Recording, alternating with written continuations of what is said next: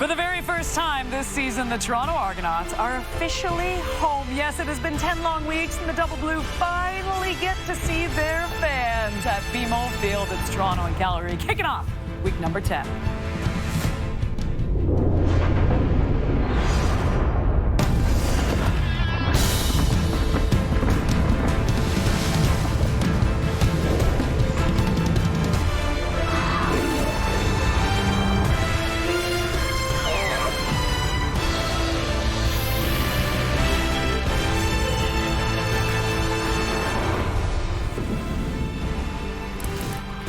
Well, Chad Kelly ranks third in the CFL with 2,323 passing yards, but also tied for the most interceptions thrown this season. High risk, high reward when it comes to Kelly. On the flip side, he has been nearly perfect. Speaking of interceptions, VA 0 so far this season on 234 pass attempts. Will the incredible streak continue tonight, or will he get picked off by that Argos D? Hello, Canada. Welcome to Thursday Night Football on TSN. Kate Burness alongside Enoch Mwamba, Davis Sanchez, Milt Stiegel. And Enoch, we've been talking about it throughout the entire pregame. It's amazing to think we are into the first week of August, and this is the first time we are seeing the Argonauts at BMO Field. It has been 307 very long days, but the Argos are home. Absolutely, and this is something that they're absolutely happy to be.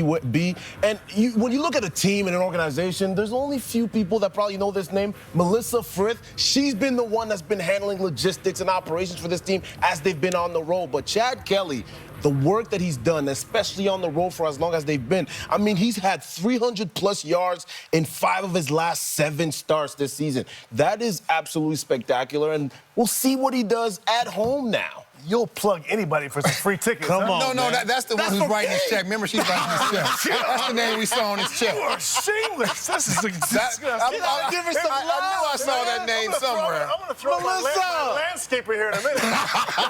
A plumber. Look, I do think the Argos, this is an important time of the season for the Argos. It's a chance to build some momentum. It has been difficult, regardless if you believe it or not. For the young guys not have a home to be, call home and foundation, it makes a difference. This is a talented team with, arguably the best quarterback in the league. They have a chance to make a run here, and they'll start tonight. A lot of storylines. Storyline I'm looking at is Vernon Adams, VA. I mean, he's been almost Milton. I mean, flawless. The same thing. Oh, my God. Pre-game. And I'm looking to see if he's going to throw an interception. Is this the game he's going to throw one? Because he hadn't thrown in 8 games, over 230 attempts. That's truly amazing.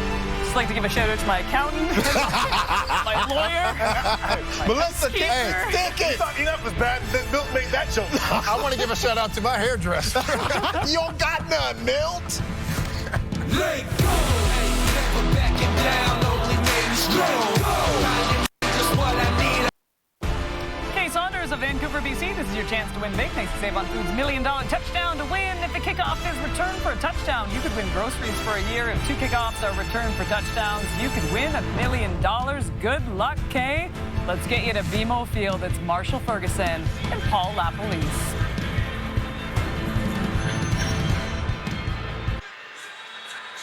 Thank you, Kate, and welcome to BMO Field. Yes, the Argonauts are actually playing a home game, believe it or not. After the FIFA World Cup, they have returned, and it's a rematch here in week number 10 of the Week 5 Throwdown in the Stampede Bowl. Marshall Ferguson, Paul LaPolice, and of course, Matthew Shinetti is back with us here this afternoon as well. We got a great quarterback matchup for you. It's the first time in 642 days that we have Chad Kelly actually playing at home. Lapo, he's going up against VA, who hasn't thrown an interception in forever, I think is the official statistic. Amazing. And talk about this guy. This guy loves the deep ball. 16 30-plus pass plays, biggest in the league. And I told him that before the game. I said, hey, you got the most deep ball passes beside Davis Alexander. He goes to me, he's played one more game than me, Lapo. So that was pretty amazing. Looking forward to seeing him put it downfield. Vernon Adams, he's tied with him. 16 deep balls, 9 TDs, 0 interceptions when he's chucking it deep.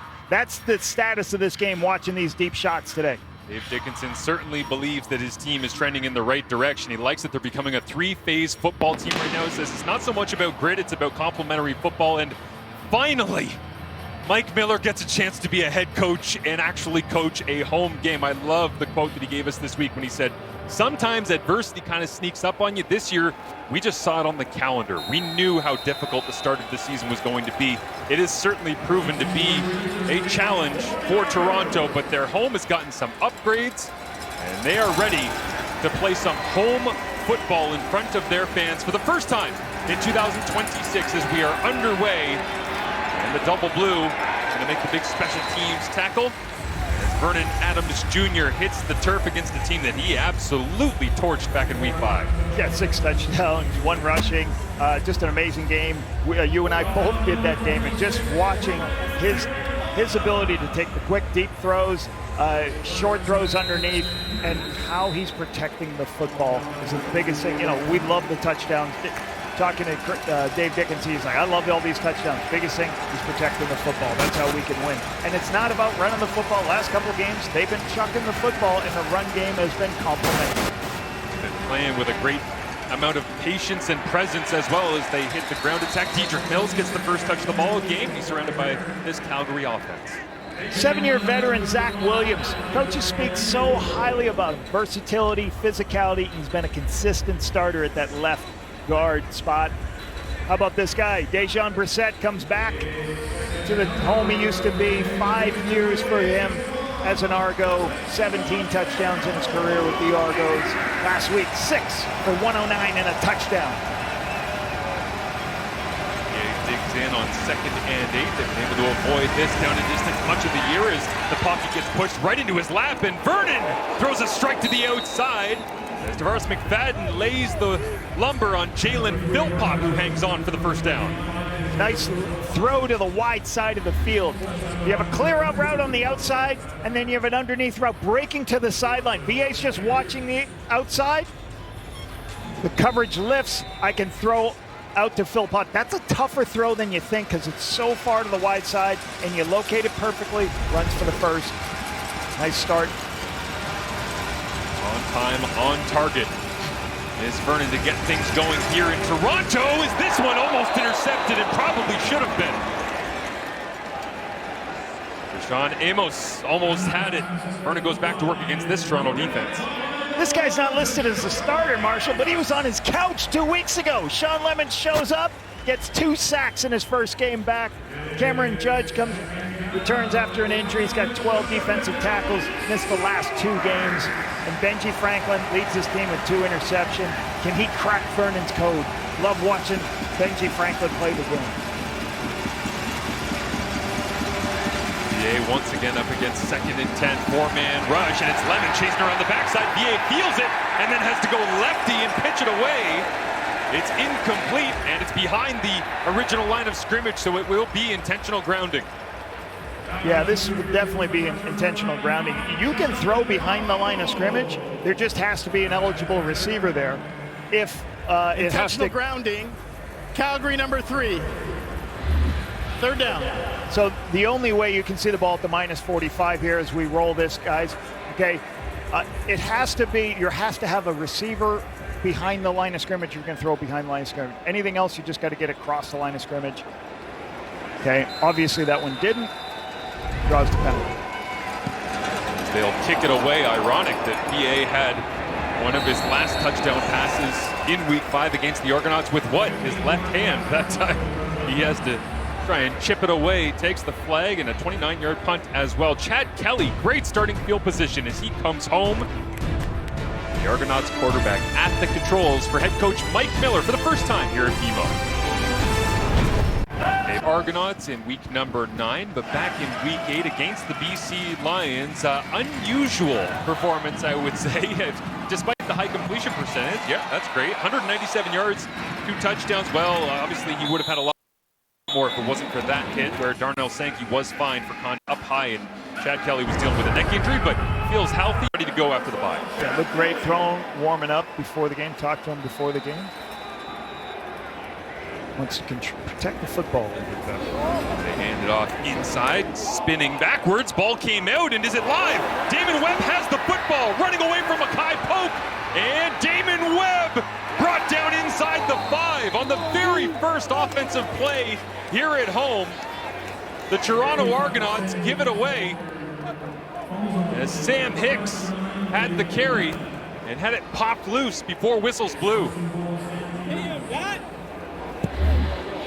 Sam Hicks is going to run just a quick tight zone play, and we got to just make sure, see where he is. He's still trying to get the extra yardage before he goes down. We've got to see some other angles of this. Here's a better angle to see. Okay, he's still trying to get the extra yardage. Ball is definitely out there. Once you come into contact, you always got to think ball. You got to make sure the ball's close to your body. Obviously, command center with this turnover saw this quickly. Put Calgary back on offense. Yeah, offense going to work. It was Damon Webb returning, but Kyle Wilson, who had a touchdown last week on a fumble recovery, forces that one.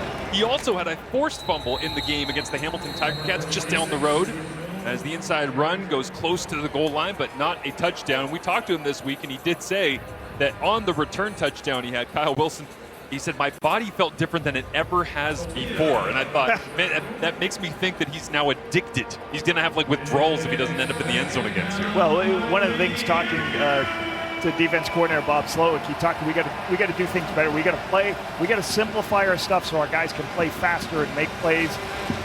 Obviously last week 2 defensive scores and putting their offense in a position for a quick score here. Quincy Vaughn in, short yardage quarterback, and the Calgary Stampeders. They couldn't get it done on their first offensive possession, but again, Dave Dickinson loves the complementary football that is developing in Southern Alberta, and they get it once again as Vaughn plunges into the end zone for the early lead. And here's why this is so important. We see this Vaughn touchdown. Calgary is playing on a short week. So basically Calgary, because they just played in Hamilton, they stayed in Hamilton. They practiced in Burlington. They had one walkthrough practice, one full practice, and another walkthrough, and came over and played. And they're playing a team, Marshall, that had a bye week. So they're relaxed. So for them on the road, on a short week, taking on a team with a bye to get this score off the top, huge opportunity for them to take the lead. Well, fast starts could decide it. Both teams have been perfect this year when leading after the first quarter. Calgary 4-0 ahead after the opening frame, and they start quick here after the turnover. One of the most important stats in football is protecting the football. Turnover margin important. Kyle Wilson forces a fumble for the second week in a row. Damon Webb takes it all the way down to the 3-yard line. Easy for Quincy Vaughn. Easy touchdown on the quarterback sneak. You got to protect the football. The team wins the turnover margin, wins 87% of the time, Marshall. So you got to protect it. Will get another touch. Chad Kelly, obviously, with one snap and one handoff, hasn't had a throw here at home yet. Already down after 2 possessions for the Calgary Stampeders. Meanwhile, it's Janarian Grant going back to work, kicking his way in between potential tacklers, and the special teams unit for the Stampeders starting to gain some strength as this season in 2026 rolls along as well. Good return here by Janarian Grant, but I'll tell you, Isaiah Smith, early draft pick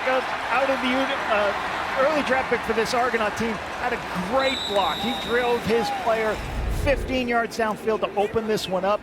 The lead Janarian Grant, the always explosive and dangerous Janarian Grant out of Rutgers. The Calgary Stampeders 2 defensive touchdowns against the Hamilton Tiger Cats last week, winning 44-20. Already got a turnover to their advantage here as they go steady.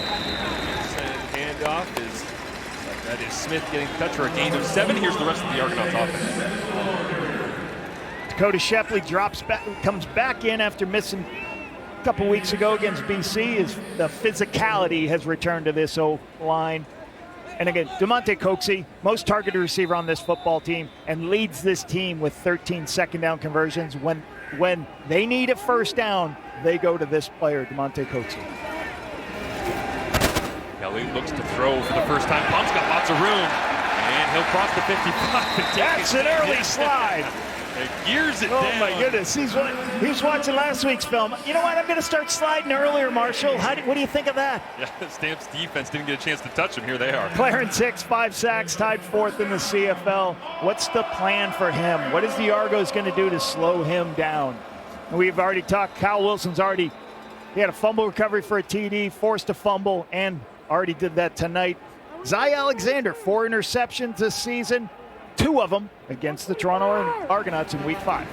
absolutely beautiful as well as they pitch it, trying to get onto the edge. And once again, Smith, the chase being given by that defensive line. So quick sideline to sideline, and Hills the first to make contact. And the thing Chad Kelly has done a really good job of is using his legs. People think he's a deep ball throw, he's going to stay in the pocket. When he doesn't like pictures, he's going to take off, and that led to that first down. This is a little bit of fake the inside run and then pitch it outside with some blockers. But good chase down for the stop behind the line of scrimmage. Elijah Hills. Double Blues first home game on their field here. Back in the GTA is Kelly fading away, and is it intercepted by Ben LaBrosse? No interceptions in his first 28 career CFL games. Has 3 in one game a couple of weeks ago, and now he's got a 4th. We knew Ben LaBrosse a couple weeks ago, as you said, had his 3 interception game. Now playing that field corner, the wide side of the corner, the ball is in the air longer. So you have got to make sure you know that the corner's in no position. As the scramble starts, Chad Kelly's going to be late with this throw on the outside as he throws it out to Coxie. It gives Ben too much time. Very fast football player, big, strong, physical. Total extension for that interception. Evened off the takeaways. Gets that nice, even off that to get the second takeaway of this game. LaBrosse says he wants to make his living in Calgary when he's done playing. Not trying to rush him out of the CFL anytime soon with plays like that, but he really loves Calgary and the area, the environment. Going to the mountains once in a while. Says it fits him so much after growing up in Montreal and playing at Vanier College and all the rest. Went to Syracuse, came back home, was at McGill for a year. Was taken very early on in the CFL draft. We asked him after that 3-interception game, do you feel like it validated your draft pick? He said, I'm not trying to prove anything. I just want to make plays. And I thought it was neat. He talked about one of my time at Syracuse, U.S. football. I really enjoyed the Canadian game. I missed the Canadian game. Wanted to come home, and he's certainly thriving now that he's got the opportunity with Adrian Green sidelined a couple weeks ago with an eye injury. DA looks to throw, pumps, then over the top, takes the deep shot, hangs up in the air for Clark Barnes. And incomplete. Barnes maybe having a quick discussion about the University of Guelph's athletic facilities with the rest of the Argonauts. Caesar down there makes a good play on this deep throw. Kind of a double move, but when you have the double moves and you have Caesar, who is already a deep player, hopefully you can check the ball down somewhere. This is kind of a wasted throw. If you see all the way on the outside, it's going to be a start and go, but Caesar's over the top. That's not open. Caesar's got plenty of time to recover and be there. Dangerous throw on the outside. Good stop by the Toronto Argonauts defense on the sudden change play, Marshall. And dangerous early times here for the Toronto Argonauts as they receive a 56-yard punt. 2 turnovers already, a fumble from Sam Hicks and an interception by Chad Kelly. And the Calgary Stampeders somehow only lead by a score of 7-0. Calgary 9-2 in the regular season here in Toronto since 2013 as Mackay Pope looking to be a difference maker for Chad Kelly. We'll see if they work his direction when we return to BMO. Pogue having a big year here for the Toronto Argonauts, one of many receivers who is contributing at a high level as they spread the football around, but certainly he has found the sweet spot in defenses across the Canadian Football League, and Chad Kelly really building chemistry with number 15. Playing that boundary slot, Marshall, you got to be able to do a lot of things. You got to be able to adjust your routes. You got to recognize coverage, sit in zones, and I think he's done a great job. Like last year, if you remember, Rasheed Bailey was starting in that spot. Young player Mackay Pogue shows up. They said, this is going to be the guy who's our future. Done an outstanding job. Nice little pump. And then now looking for a double move. Coxie and dropping it over the top. The ever-aggressive Chad Kelly goes right after Ben LaBrosse after he had the interception. A gain of 36. This is a spectacular throw and an amazing catch. This is a sluggo on the outside. Sluggo is called slant and go, but watch this ball get tracked in the air. Watch his high hands, gets one hand up and goes to make the play. Go quickly back to the line and throwing in between traffic. Looks like one of those Mackay Pogue plays we just played for you, running that little in-breaking little route. bender right there around the linebacker. So they went tempo because they weren't sure if this was a total catch or not. I'm sure Coxie made an amazing catch, but just to be sure, they get up quickly, call a play, no huddle. Poke wraps the line back for the nice throw. All of a sudden, here comes the tempo of the Argonauts offense. Dave Unger gets tackled up high. Flags fly and tag that onto the end of the play. As Toronto's offense, sitting dormant with a couple of turnovers here early on, has awoken in a massive way. Love what you do with David Unger here. Put him to the wide side of the field. Put all the receivers into the boundary, so that basically creates a one-on-one to the wide side. And it's really a run play with an option for Chad to throw it out on the perimeter. Major Locates it foul, perfectly. unnecessary roughness. Calgary It's a number big 33. 15-yard penalty, automatic, first down. Zy Alexander just goes and tackles high. You can't tackle him high there, kind of like a clothesline right there, so he draws the penalty, puts the ball at the 5. What do the Argonauts do here deep inside Calgary territory with all the momentum downhill? They're going to throw it, Marshall. If I'm a betting man, Rip it. they're going to keep ripping it. Haven't said Kevin Natal's name as of yet. He's in motion. They'll fake the end around. Kelly Boots goes underneath, and it's into the end zone. Touchdown. Sam Hicks had the fumble on his first touch of the ball game. Now he's in the end zone as the Argonauts set to tie it up with their first TD back here at home. With so much man-to-man down inside the 5, you love all these misdirection, naked bootlegs. This is one off of a reverse look. A lot of teams in the CFL will run this. All right, you're going to have one player coming back to pretend to block. You're going to have a reverse. You're going to fake the reverse. But in all that, you got a guy on the flat. Look at all those lines there. That's hard to see. I left those lines up there. You see, that's what the defense has got to fight through. All those lines like that, that's crazy. So just looking through, it's just a naked with a lot of window dressing. I always call that, make it difficult for the defense to follow all those people. Nice throw for the touchdown on the misdirection play. 4 plays, 94 yards in just over a minute. They started out icy, but they got fired up extremely quickly. Call the fire department, Lapo. The Argonauts offense is arrived. Let's go. Turned home the Toronto Argonauts over 300 days, furthest into a season ever in the CFL. They got their first game here at home and 25,000 kilometers plus traveled. Let's get down to Matthew Shinetti, who has more. Yeah, I can understand what that travel is like over the last few months, Marshall, but I actually think about what happened to the Hamilton Tiger-Cats when they were in Guelph back in 2014. The Argos can understand too, but the fact is Mike Miller's a first-year head coach, and they had to travel between Guelph and the rest of the country, and what didn't the Argos deal with? Injuries, logistics, being an attendant in a place that's not their own. They had to be out of the Guelph facility at 4 p.m. on Tuesday. Then they had to teach the rookies how to get into BMO Field on Wednesday. But the one thing, we talked about philosophy, Marshall, didn't we, when we were speaking to Mike Miller? Smart, fast, and physical. And the fact is, even though they had those 2 turnovers to start their return home, an explosive response back. And on the Argos sidelines, a lot of calm, a lot of emotional energy to get here through the first 7 weeks.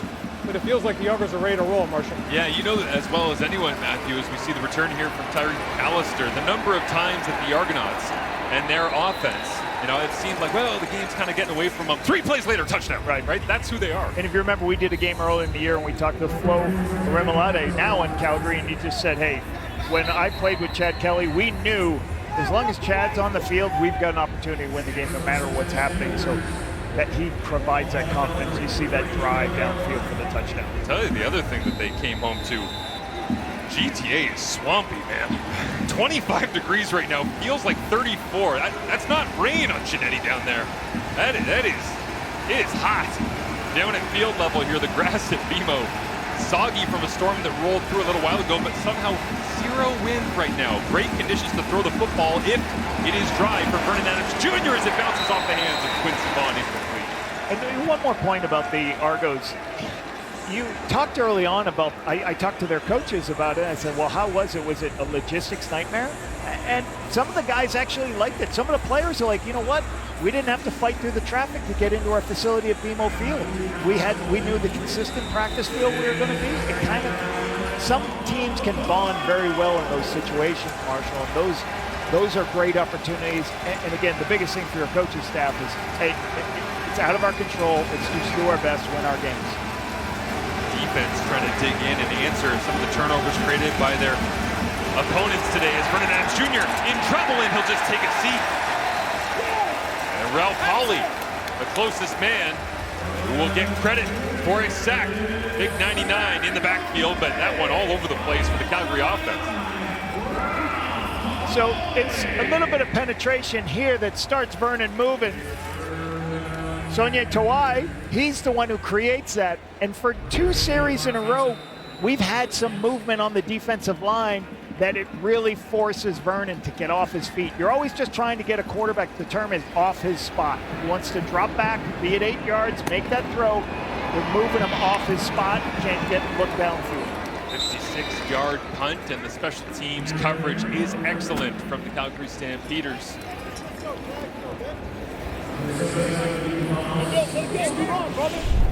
The CFL on TSN is brought to you in part by The Score Bet, an official gaming partner of the CFL.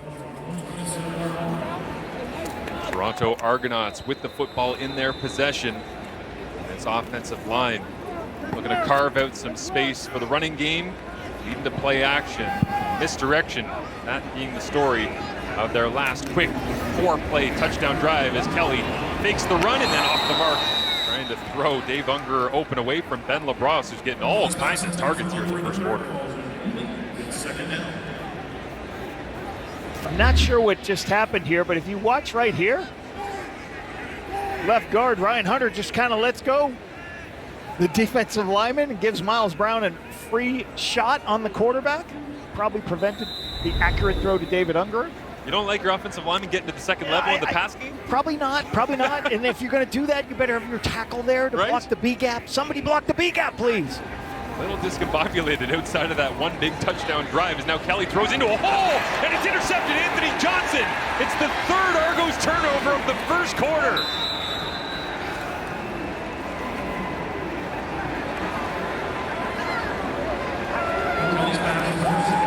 I talked off the top of the show that Chad Kelly does have a bunch of deep shots this year. He's got 5 touchdowns, but he's got 4 interceptions throwing it deep here.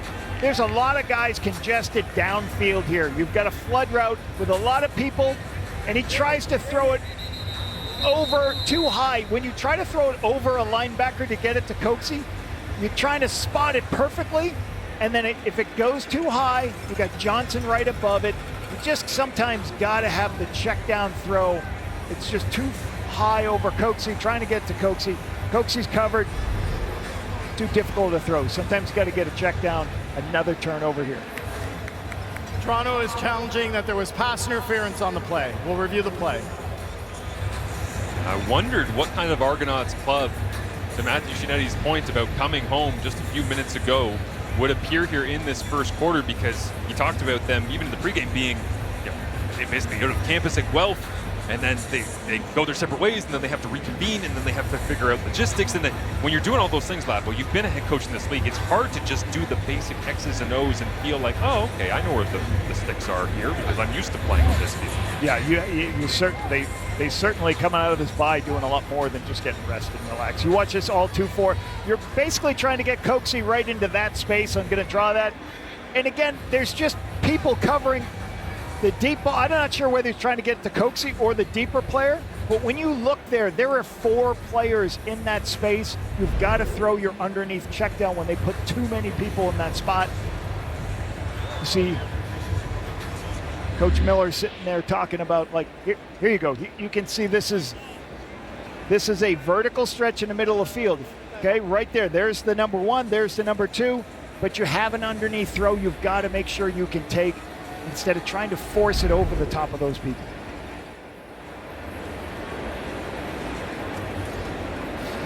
After review, the ruling on the field stands. Toronto will be charged a timeout. And they lose the challenge as well as having those 3 turnovers. So Anthony Johnson, who had a standout game against the Hamilton Tiger Cats just last week, continues to make an impact here in week number 10, kicking things off on a Thursday. Chad Kelly tied for the worst in the CFL with interceptions, 9 coming in alongside Ottawa's Jake Mayer. And now he's got himself up to 11 out of the first quarter of action as Vernon Adams Jr. rolls to his right, pumps, and BA is going to use the legs and slides his way through the BMO grass. I like 2 of our stars are sliding early, Marshall, on their scrambling. Once again, The Toronto Argonauts defensive line is saying, we are going to move you off your spot. We're going to get some penetration here. Really good push by Jonathan Kongbo. Hendricks loses contain. VA gets around it, then slides early. Creates a second and short.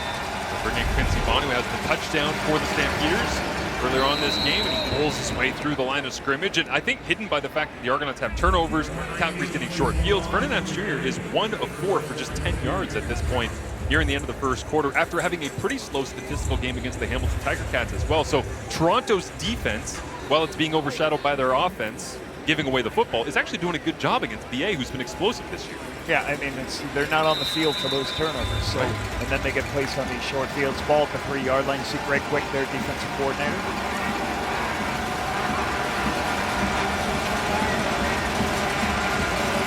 Toronto leading in net yards after that one big drive as well. 102 to just 27. They'll tag a few more on here for the Stampeders, up around 30 yards total in this first quarter as we near a minute remaining. When I talked to Greg Quick about what he wanted to do, Greg Quick's in his first year as defensive coordinator, came over from Montreal. He talked about the quarterbacking is so good in this league. Some of our coverages that we just can't play simple zones where they can just recognize where to throw the ball and everything.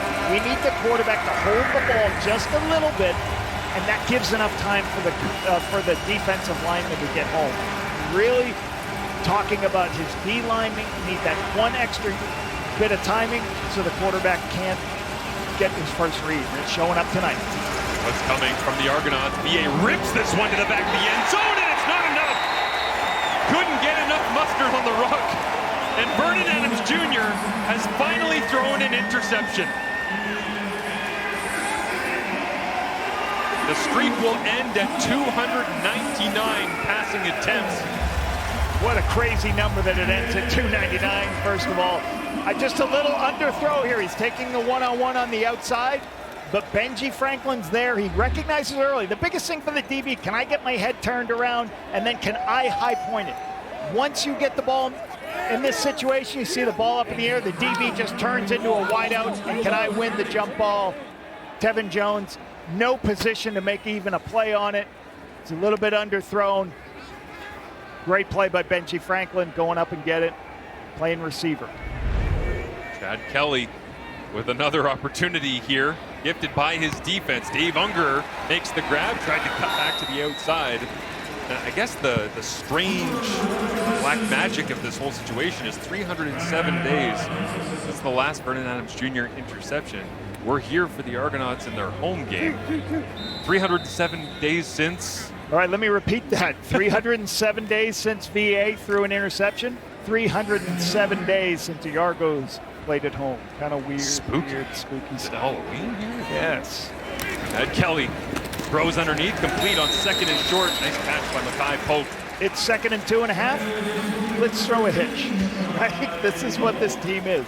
Throw the football with Chad Kelly. Find a way and spread it out. But a chaotic first quarter here as the Double Blue return home after an extended stay up the road at the University of Guelph. The Calgary Stampeders doing everything they can defensively to drag their team to victory here in Week 10. Come back to Toronto. My man Lapo is hitting the road. Dusseldorf, baby. Tonight, after this game, I'm heading out on a plane, and the men's and women's team flew out yesterday to Dusseldorf, Germany. They're there. We'll have a couple of days of practice. We will start our games on the 13th. We play Austria to start on the men's side, then the next day Japan.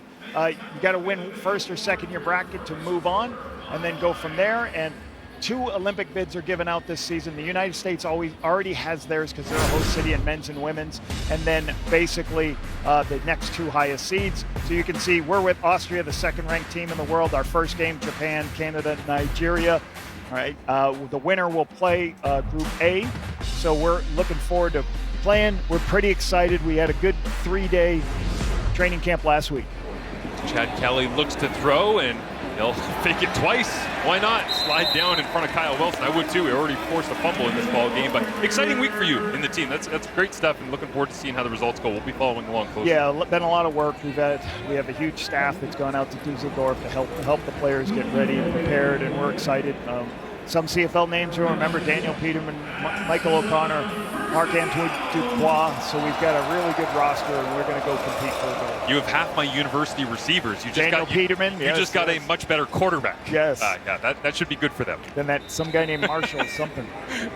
Wore a Batman shirt everywhere. A fantastic squad. Love being able to see men's and women's Team Canada flag football off to Germany as Chad Kelly is back to work after the scramble. A nice move in the open field. Demonte Coxie running free and past Damon Webb, who finally brings him down. And that little get skinny move right at the catch for Demonte Coxie that sprung him.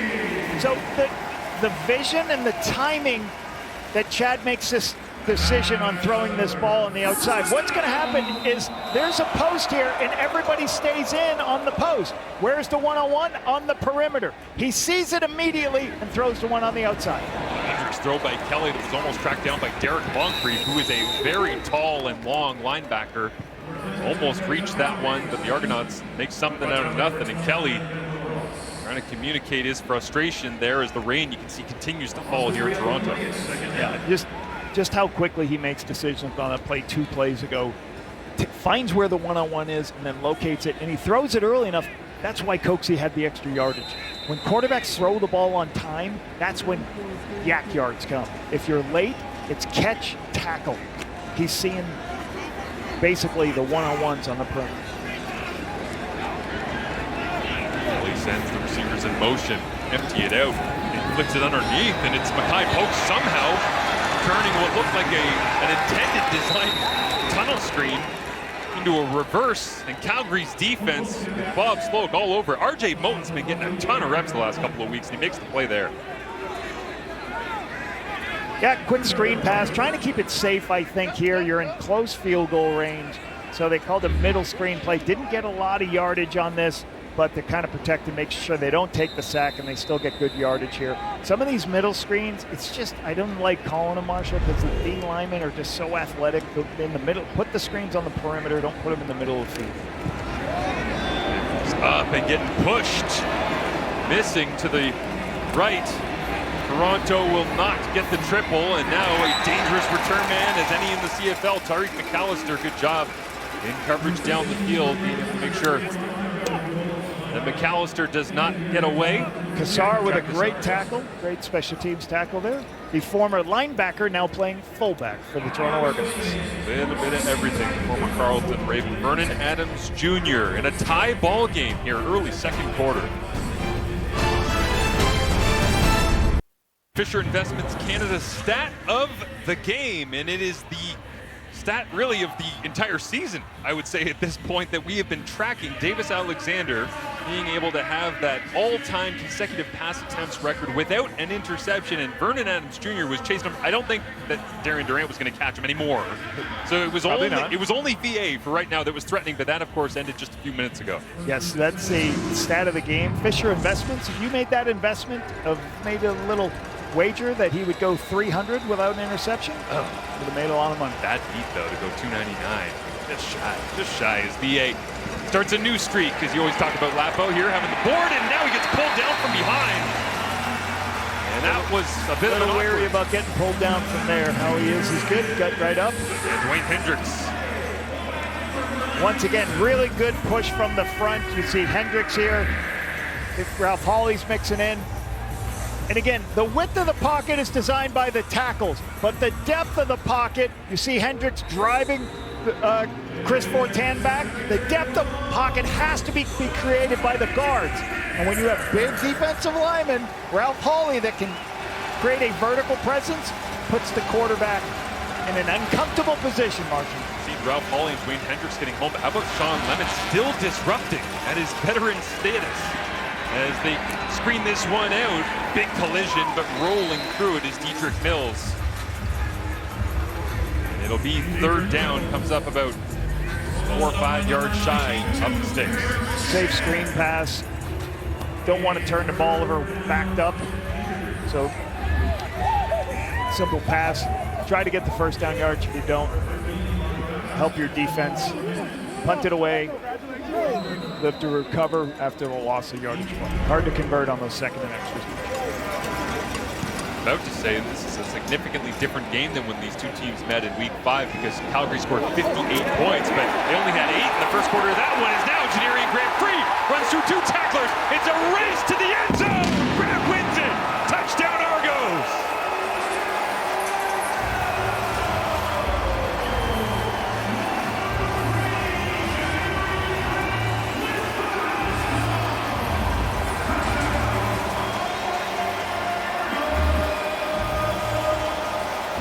Great. This is a good kick right over on the sideline, but the blocking on this boundary return is excellent. We pin everybody inside. We get a lead blocker on the outside to go take one-man miss in for the touchdown. It's always these boundary returns. You like the boundary returns because the ball's kicked to the boundary. You can get north-south right away. Put it in his Janarian Grant's hands. He's going to make great things happen. Janarian Grant has been a special player for quite some time, as the extra point here as well. Kick returns, his specialty, certainly, as Grant continues to stake his claim as one of the best returners in the entire CFL. Janarian Grant with the touchdown. This guy's already averaging almost 17 yards per punt return before that one. Taking it up the sideline. Louis, Philippe Gauthier, and then a lead block. Derek Sluka gets a huge lead block, and then it's all speed from there. These boundary returns are dangerous when you can pin the defenders inside, and all you got to be there is just for a second till the returner runs by. Ochichalaya, who's having a great year on special teams for Calgary, can't get him. Janarian Grant, one of the best in the business. Second punt return touchdown of the season, came in tied for the league lead with 4 returns of 30 yards or more as well for Janarian Grant. His nice special teams coverage as well being supplied by the Argonauts, trying to answer in each and every phase at this point for Mickey Donovan. Mickey Donovan right there, special teams coordinator. Nice job with this unit. And the weird thing about the Toronto Argonauts, and you know, I started my career, Marshall, with the Toronto Argonauts, and then went to a bunch of, you know, been at a bunch of different teams here. The Argos always were a team that sometimes they weren't in the game, and all of a sudden a huge special teams play would happen, and then all of a sudden they put themselves in the lead. Always been a staple of Toronto Argonauts, great special teams. Ryan Harold-Lamana, 6th year at the University of Montreal, talks things over with Mickey Donovan on the sideline as it was Caesar that made the big special teams tackle. This Calgary offense is being completely stymied right now by the Argonauts team. Is it the bye week? Is it short? If one team on a bye, one team on a short week? You can see Dave shaking his head, going, I have not been in a second and short all game. This is their problem. They're not getting yardage on first down, so they're putting themselves either in second and extra or second and 9. I can't remember the last time a team came out of a bye week and their offense and defense looked as different as the Argonauts do in this first half. Usually it's a team-wide situation, but the two units acting completely different here today as Jalen Philpott makes the grab. Good recognition of the coverage here. And all you're doing here, when you can recognize Gauthier right here, you got to see him. He's going to go high. He's going to have a hitch. He's going to have a hitch. And you just watch number 9. What does 9 do? You just play off him. He expands. You throw the inside throw. Very easy for the quarterback to see. Jalen Philpott sitting down in the zone. Yeah, hands it off. Dedrick Mills tries to get around the corner, and right there, downhill on back-to-back plays. Was just about to mention Bubba Bolden, who's been so active for the Argonauts over the last 2 games. Went without a tackle in his first game as an Argonaut this season, but 21 total tackles over his last 2 appearances. 10 against Hamilton week 7, 11 against BC. I love this. We're going to get a kick out, and we're going to get Quincy Vaughn coming too. Now watch, Dedrick Mills following his blocker. See, he's got his hand on Quincy Vaughn. He's waiting for him to kick out and then get north-south. That's how you get 7-yard gains. Letting the 2 kickouts happen, then get north-south with your shoulders down the line of scrimmage. Vernon against just a 3-man rush, has all day to throw, can't find anybody, and finally will check it down out to the wide side and going for a race down the right rail, trying to hurdle over the top as well. It's complete and running free down that sideline. The Moose! Yeah, the Moose is loose! Back in the action, Damian Alford, former 1st overall pick. So what happens on some of these plays in zone is if the protection holds up this long, sooner or later the zone's going to break down. These are two crossing routes. He's looking around. He doesn't know where Damon Alford is, and then at the last second he just throws it. Here's a little bit what I like to call a Roger Craig move, where you raise your legs up. Nobody knows who Roger Craig is. Anybody watching? I remember Roger Craig too. Make Darkangelo miss and get the big game. Love the reference. Didn't know Craig got credit for the move, but I love He the gets reference. credit for picking your knees up. Roger Craig was the best to pick your knees up. When you have a defender going at your legs, Roger Craig make that defender miss. 6 that time for Dietrich Mills again. Bob Holden downhill, but great to see Damien Alford not just back producing, back in the CFL as well after having a stint down south, but also it felt like all he did in his rookie year that was so sensational that got him to look down south was he just scored touchdowns. He wasn't really a consistent contributor to the offense, making plays like that in the middle of the field. Yeah, and just super. When we interviewed him, loved him last year, talking to him. Just great addition to this Calgary Stampeders team. Had him along with Jalen Philpott. His first catch since coming back to the Calgary Stampeders as well. Great to have young top-end talent with the Canadian background like Damien Alford is the running game. And this is a similar game plan to the last time these two teams played. I really thought the Toronto Argonauts defense in week 5 did a good job stopping the run and not getting anything going in the run game. And then Vernon started using his legs and started using his arm to make the plays. So, hey, this is a team that runs for more yards than anyone in the CFL, the Calgary Stampeders. You better start with stopping the run and then make the team one-dimensional. Hamby from 27 yards away lines it up. Argonauts going through some kicking struggles again. One of the many storylines in this ball game. A little bit shuffled back in the deck because of the big news of their homecoming here today at BMO Field, but Calgary knocks it through. Smooth as butter without Rene Paredes at the controls. And Calgary leads on the road. For the Toronto Argonauts. Oh, you want to have a wonderful big World Cup event take over your stadium? Well, it involves a little bit of this and a little bit of that. A trip to Regina, then you keep going further west. Couple home games. Winnipeg home game. Winnipeg back. Oh, you know what? Let's play in Hamilton. Oh, BC, that one hurts the body. Then all the way back home, back to Guelph, and finally they can unload the moving trucks here at BMO. Been a bit of an odyssey. Excellent. There you go. A little bit of an odyssey. You do the same every week, just on a motorcycle. That graphic would be the same. It would just be a motorcycle. I think theirs was more difficult spiritually, maybe. Tough on the soul. Is this one hard on the body as well? Clarence Hicks came clean on Chad Kelly. Never saw him, but certainly felt him. Just beat, coming off the left-hand side of the edge, just beat Desmond Bland. Just comes by with a speed rush. You can see it right there. Misses on the hands and then breaks inside position. You can't give up the inside as a tackle. You've always got to make sure you have your post foot in the ground. What's a post foot? The inside foot. You can't give up that inside foot. Force him around the quarterback. Clarence Hicks consistently one of the most explosive players in the pass rush in the CFL as Mackay Pogue makes a great grab and then dives forward right at the sticks. Had to get to the 50, and I think he picked it up by maybe half a yard. I'm not sure if he was aware, but regardless, tremendous gain after the loss. Yeah, really nice execution here of what's called, a lot of CFL teams call this a poison route. He's going to go up and he's going to break out, and it's going to force them outside and then go back inside for the throw. Go quickly once again, Dave Unger. And the Argos do not want to replay today because they're going tempo every time we try to draw something. They're like, right? So they're like, hey, Lapo, stop drawing. Lapo's going to Germany. Let's not make him draw today, guys. Mike Miller said, you know what, let's make it easy. And you know, going tempo at times through the course of the game, one of the things you like about, there's 4 minutes left. It's a change-up. You're going to try play faster than the defense, but more than anything, it simplifies your play calls when you go tempo. You don't have as many play calls. So a little change-up here, trying to get some rhythm for this offense. That was something Ryan Dinwiddie used as well with Chad Kelly at various points, was keep it quick and simple. Let him just play. Let Chad Kelly's arm talent come to the surface as Zion Alexander tackles Dave Unger. See a little head nod in your living room at home or wherever you might be watching on this Thursday evening, but a flag flew at the snap of the football.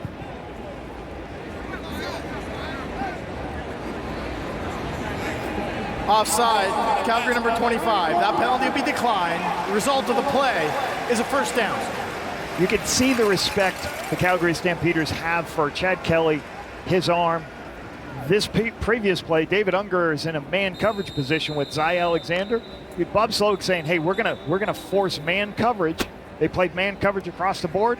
Well, you get worried about man coverage, but they put 2 deep safeties, trying to get physical up front. And when you're physical, you force the quarterback to hold the football. But still a great located throw by David Unger, to David Unger. Jaden Grant there, our CFL TSN crew showing you who had the penalty, and now it's like a holding call as Kelly goes for a run and will get wrapped up and thrown backwards. Kyle Wilson all over the field for this defense.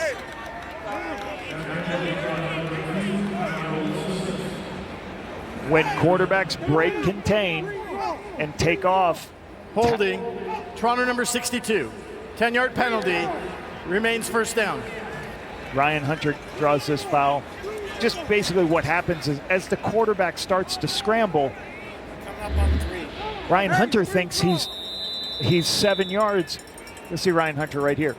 He thinks he's 7 yards deep in the backfield. So as the movement happens, right there you see him. You can't be high on the offensive tackle. It really had nothing to do with him scrambling. It was just a really bad hold on a hook. And now they rip it to the outside as Unger gets the touch, cuts back against traffic. A nice solid gain on 1st and long after the penalty, the hold against Ryan Hunter. I did mention as well Kyle Wilson making that tackle, and it's interesting. He said we have to understand Chad Kelly's tendencies because I think we can take advantage of some of them. I wonder if the endless pumping down the field and trying to convince people you're going to throw might have been one of those that they learned. As we've hit the 3-minute warning here at BMO Field, and the Argonauts looking to tag a major on at the end of the first half. Maybe pick up a little bit of momentum, fuel a crowd that's made their way here to the home opener in August. Big halftime coming up with the panel. We're going to talk about those INTs. BA, you jinxed it, everyone. He did it. He threw it. Run defense, and we have a special guest, Travis Tice, going to stop by and chat with the boys. Hit me.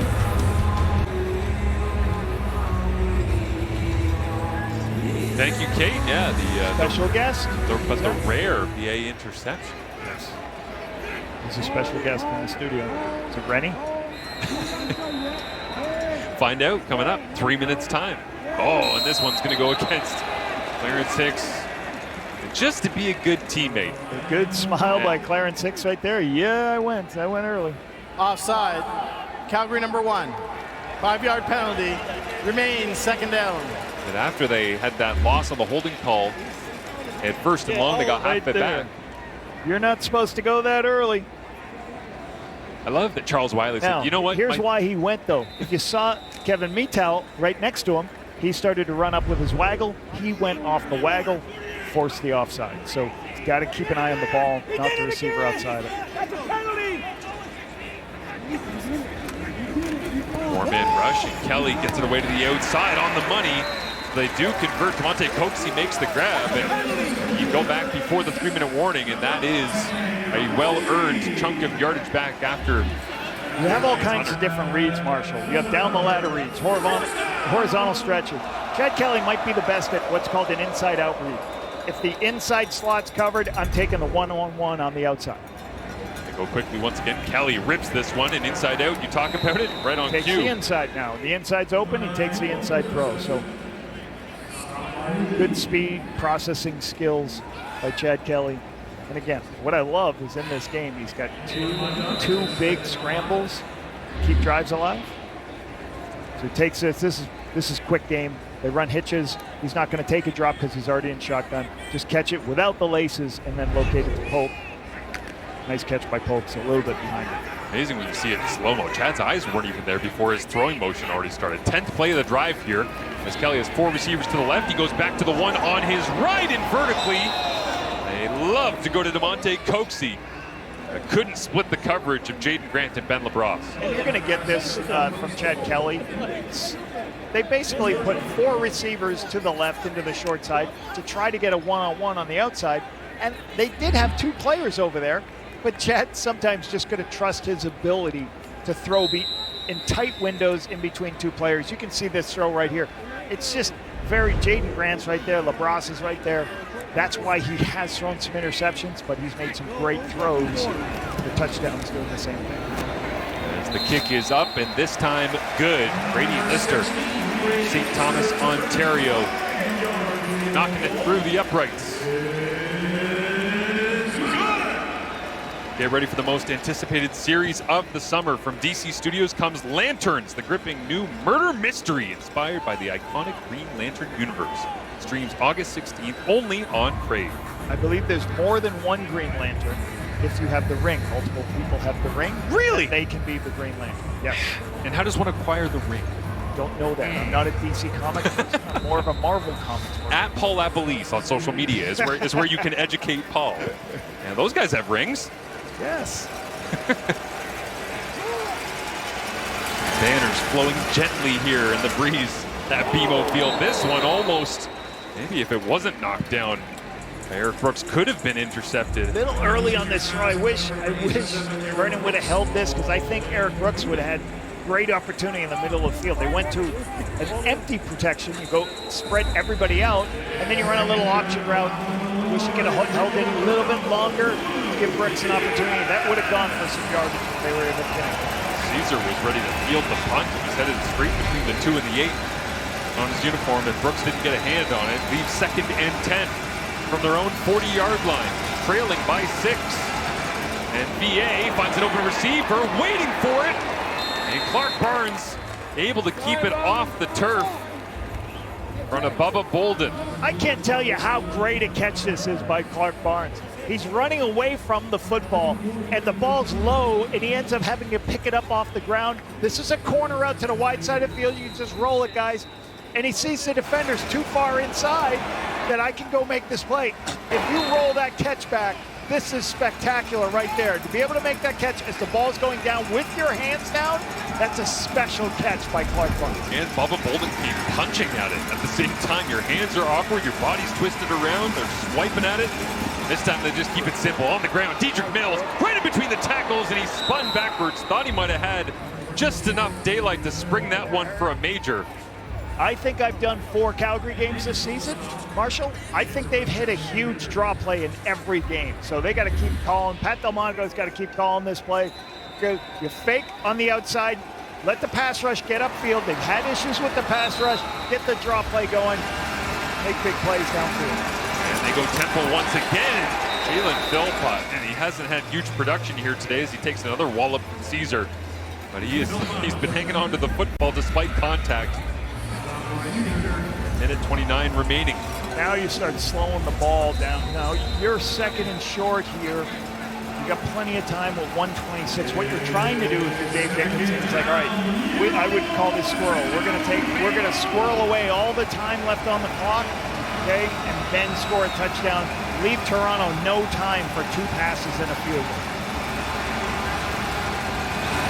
Adams Jr. deep drop against pressure, goes to the underneath crossing route. Mills looks like he caught it, and it will be Dave. This is a good thing. On the spot. First down. Actually, this is even better. It's 3rd and 1 here, so they're in a 3rd and short situation. You happy about this as a coach? Yeah, because now you're going to convert this at a high percentage, okay?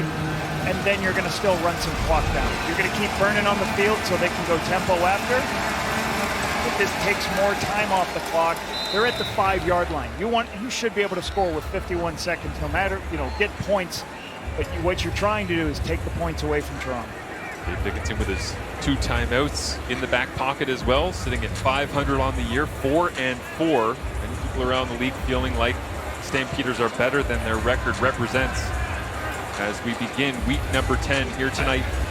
Milt will say, you're 4 and 4. That's your record. Record is what your record is. Is what your record is.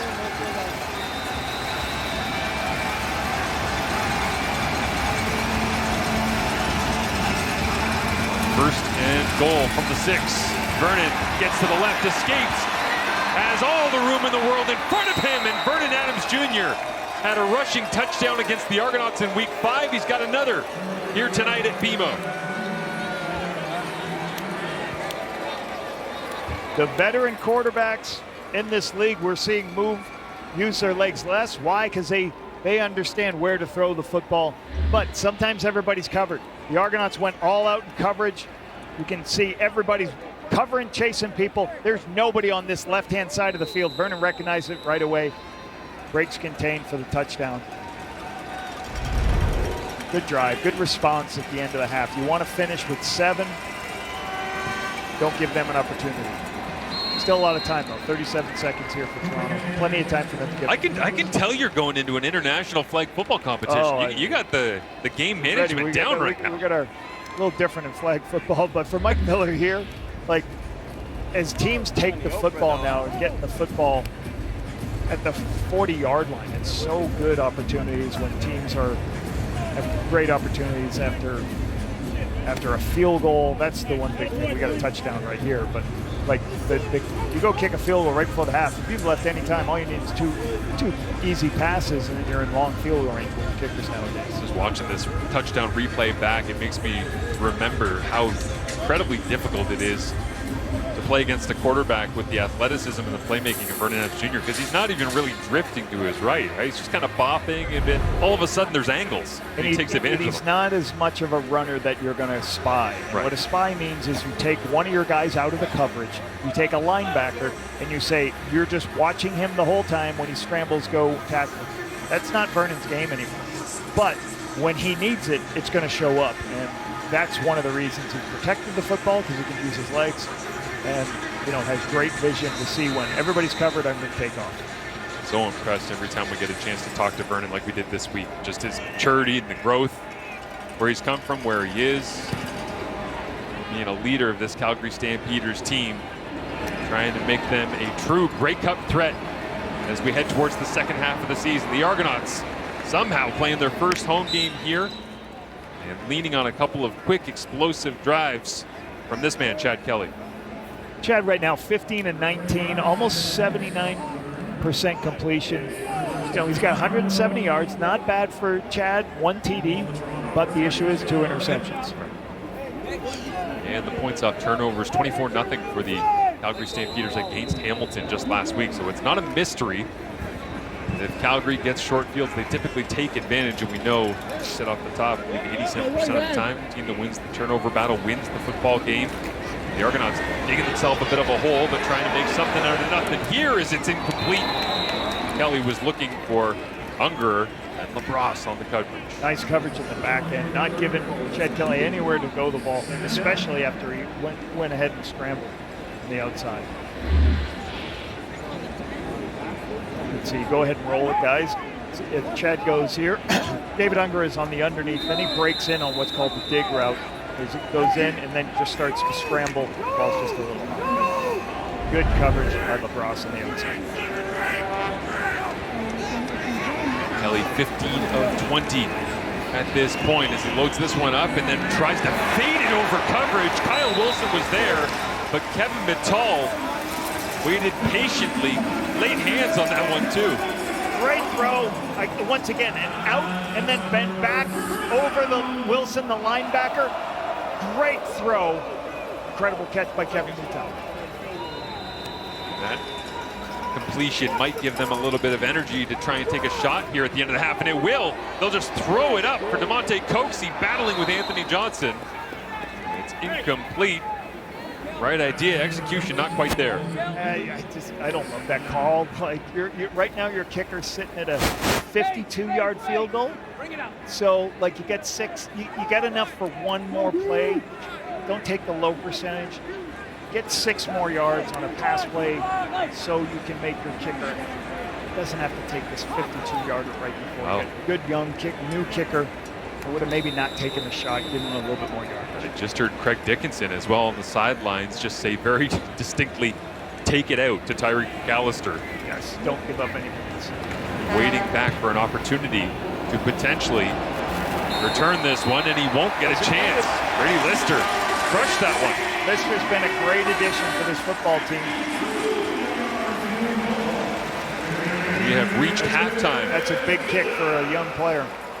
In the Argonauts home opener here on Thursday, August 6th, the latest that it's ever been in the CFL calendar, as Vernon Adams Jr. waits for his teammates as they head down the tunnel to the road locker room, a place that this franchise, the red and white, has had so much success against the double blue. The Argos continuing to feel out their surroundings. Must feel a little bit bizarre, especially for the guys that are not long-term tenured Argonauts here in the building. Yeah, and certainly Craig Dickinson giving a little advice there. Mike Miller's got to be concerned about the takeaways. But with giving the football away that much, 19-17, great opportunity. Let's head down to Matthew Shinetti, who's alongside Chad Kelly. Well, it looked like Vernon Adams Jr., Chad, was going to put the Stamps in lead going in the locker room, but that drive right there, does it really kind of show the trust that you and Mike Miller have in each other in this offense, that no amount of time left, that you know you can move the football down the field? Yeah, I mean, there's 30-plus seconds to go. You know, it feels like 45-plus in the CFL, right? So we got a good kicker that has a good leg, so, you know, we trust each other. And in terms of trusting your arm, the Stamps are going to be attacking you. You saw that in Calgary early in the season, the 2 picks in the first half. But how much do you say, if you're going to come at me, I'll come right at you? Yeah, we got to keep applying pressure. That's what it comes down to. Appreciate this. Thank you. Well, Kate, Vernon Adams Jr. is pushing the ball downfield. So now is Chad Kelly. We might have a barn burner on Thursday night.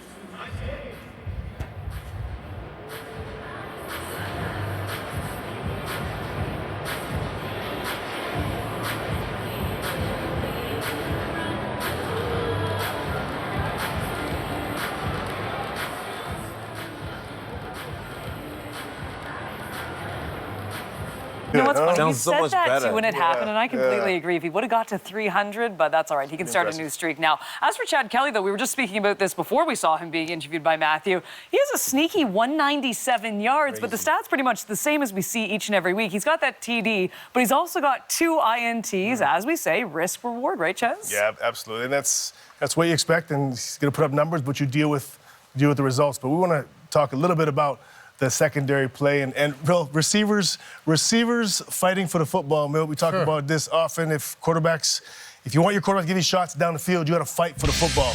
And let's first of all, Ben LaBrosse. He's in this game the last couple of weeks because of injury to Adrian Green, who's been playing great the last couple of years. That was a great pick. Anyway, 4 interceptions in the last 2 games for LaBrosse. And this right here, DeMonte Coates. Yes, this interception is on Chad Kelly, but that's on Coates also. Chad Kelly is expecting his receiver to go hard on that end route. And what does he do? He lollygags, forcing that ball in. This one right here. Yeah. Is this on the quarterback? Yes. But what is your quarterback expecting you right there, Chaz? That's the example right there. The 50-50 ball is, if you want you want your quarterback to throw you 50-50 ball, it's got to be 50% you're going to catch it, and the other, 40% you're going to break it up so they don't, and then 10% that happens. It can't be a real 50-50 that, the DB's going to pick it. On the first one, too, when you see Coates start to come in, once you cross a DB's face, you cannot let that DB get back in front of you. You can't. You got to cross face and win, and Coates kind of drifted a bit. And on the Tevin Jones one we were talking about, you do whatever you need to do to stop that. Pass, offensive pass interference, kick, whatever you need, especially you in the scoring zone, you do whatever you need to do. Yes, it wasn't a great pass, but as a receiver, you need to do whatever you need to do to prevent that interception. If you want it to happen again. If you want it to happen again. And especially if your quarterback hasn't thrown an interception, do anything you can. Take a penalty. I don't think Coach would mind, but I was impressed with the defense, the run defense by the Toronto Argonauts. You look at this team. Dedrick Mills coming into this game. He's top 3 in running and rushing this season already. We know how good and impactful he's been. But this first half, he's been pretty quiet. 43 yards, and he had his longest yard at the end of the half there, and it was a draw play. Not a called run, it was a draw. And he was able to get 16 yards on that. But beyond that, he's been pretty quiet. Now, we're talking about how the quarterbacks are passing the ball, letting the ball go in the air. We're going to see in the second half there's going to have to be some type of running game. We know the Toronto Argonauts have struggled. Dedrick Mills, watch out for him turning it up a notch. And one of you guys mentioned the VA scramble early in the first quarter. He scrambled and slid early. He can do that. We talked about it in the pregame. And then, of course, the rushers got upfield. That C-gap was wide open. VA scrambled and scored there. If the DNs get upfield and that C-gap opens up, a defensive tackle is not going to shut a block and tackle a guy as athletic as VA. So, like we said in the pregame, he has that in his tool bag if need be. Janarian Grant with a big return. don't be surprised if Tyreek McAllister comes out and also gets a big return. We got 2 great returners. We know how much special teams is part of this game, so I wouldn't be surprised if we see Tyreek McAllister come out with a big one. You know what? Interesting first half overall. I think it took a little bit for everyone. A short week for the Calgary Stampeders, being at home for the Toronto Argonauts. And the field does look a little slippy. You said, too, it's going to be those 9-inch cleats going into BMO Field. But overall, we got ourselves a 2-point football game. Don't go anywhere. Coming up after the break, we have a very special guest from Montreal Alouettes joining us. Give you him, Travis Tice. Shout out to Been so far, nice running back for the Montreal Alouettes. One of the reasons that this team has seen so much success, and we are now thrilled to be joined by one, Travis Tice. Travis, we were just looking at some highlights of you from the season so far, and look, we saw glimpses last year for sure, but this year you have just been on a different level. What do you think that difference has been in your opinion? I think confidence, just meshing with the guys. I think I've had a lot of opportunities, and they've been great opportunities, and I've taken advantage of those opportunities. Yes, and Kate mentioned that you guys have been able to run the ball. And early on, you guys were just passing the ball. But the last 4 weeks, you've been the hottest running back in the league. So talk about that balanced attack with the passing and the rushing, and also talk about that you're the 3rd leading rusher in the CFL right now, only 58 yards behind the leader. And tell me, and I don't want the politically correct answer, I want the Travis Tice, I've been working hard the offseason. Yeah, I gotta be honest here. Do you want to lead the league in rushing when it's all said and done? So answer those 2 questions for me. Everybody wants to lead the league in rushing when it's all said and done, I'm sure. But who are the guys that are going to stay consistent to get there, and we'll see. But it's easy, man. You're talking about a balanced attack. Those guys got to cover Tyson Philpott, Tyler Sneed, Hollins, Speaker, all these guys, Mason. So the O-line's doing a great job, and it's a complete change from the beginning of the year last year. I mean, those guys are mauling guys 4 or 5 yards down the field. They're getting to the 2nd level. So just having to cover guys like we have, and then also having to defend the run is just an issue, So it's a lot to keep doing it, too. Travis, tell me a little bit of things. One thing I want to say that I've heard nothing but great things about the backfield. They say you have great hands, great route, a bit more of that. But another thing is your quarterback, he talks a lot. He chirps a lot. He's confident. He's swaggy. But then he hands the ball off to you. They're not allowed to hit him. He hands the ball off to you. The defense hits you. Do you have any conversations with him about maybe slowing down his chirping during the game, knowing that those defenders are going to take it out on you and not on him? No way. Let him talk all he wants. I'm paid to protect him, and that's what I'm going to do, man. I'll take great care of him. And he knows I'm going to run hard for him, too. Is it a bit different, though, honestly, all jokes aside, to have a quarterback that – because most quarterbacks don't have that swag and outgoing personality that he has. What's it like to have a quarterback like that in your huddle? I didn't know about it at first, but, man, it's so fun to play for him. It's so – because he's going to talk that talk, but he's going to bring it every week, and he's going to back it up every week, too. And everybody knows that. So just so fun. Never had an experience like it, but, man, I can't even explain how much fun it is to you.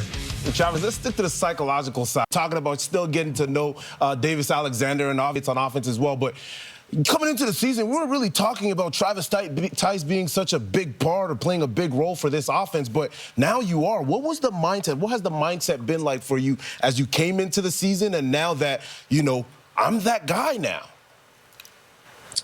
I just want to take advantage of every opportunity I get, man. Lame answer, but that's what I'm trying to do.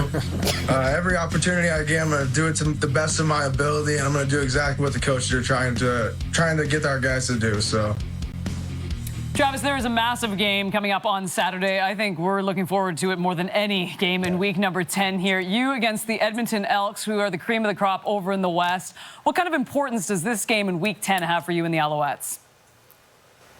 Yeah, I mean, it's another week for us. It's another week we want to go 1-0 in, but they say it's a great cup, matchup going ahead, and we're treating it like that for sure. And it's a team we want to get a little bit of revenge on for sure. We played them earlier in the season and lost, and that's what we plan on doing.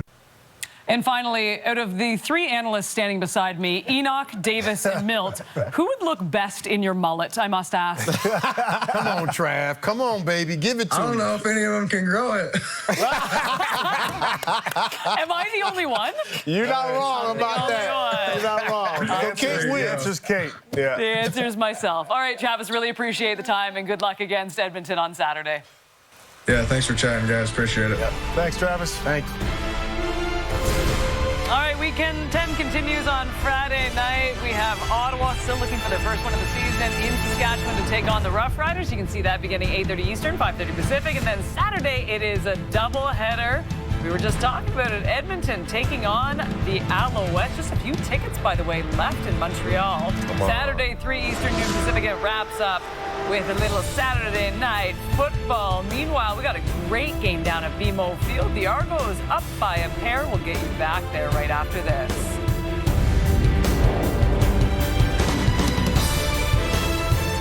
The numbers here at halftime from the Argonauts home opener. You see passing yards 197 for the Toronto Argonauts. Vernon Adams Jr. looking to fight his way back into this one, and he's field side along our Matthew Shinetti.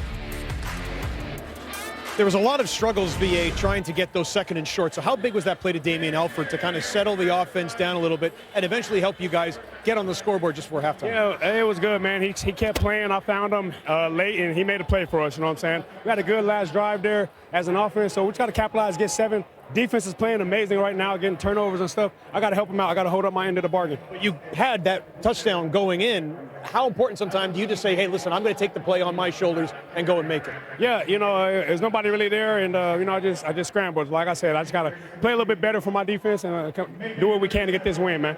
Thanks, VA. Appreciate it. God bless. Go Stamps. Thank you, Matthew. Thank you, VA, for the time coming out of the locker room there. And you can kind of feel the frustration on Vernon, can't you? It's like, listen, this one's going to be a bit of a grind. It might not have been the prettiest first half, but all that matters is that Calgary gets out of this trip to Ontario with a victory. Yeah, when I looked at the stats, there are two things, and VA just said it.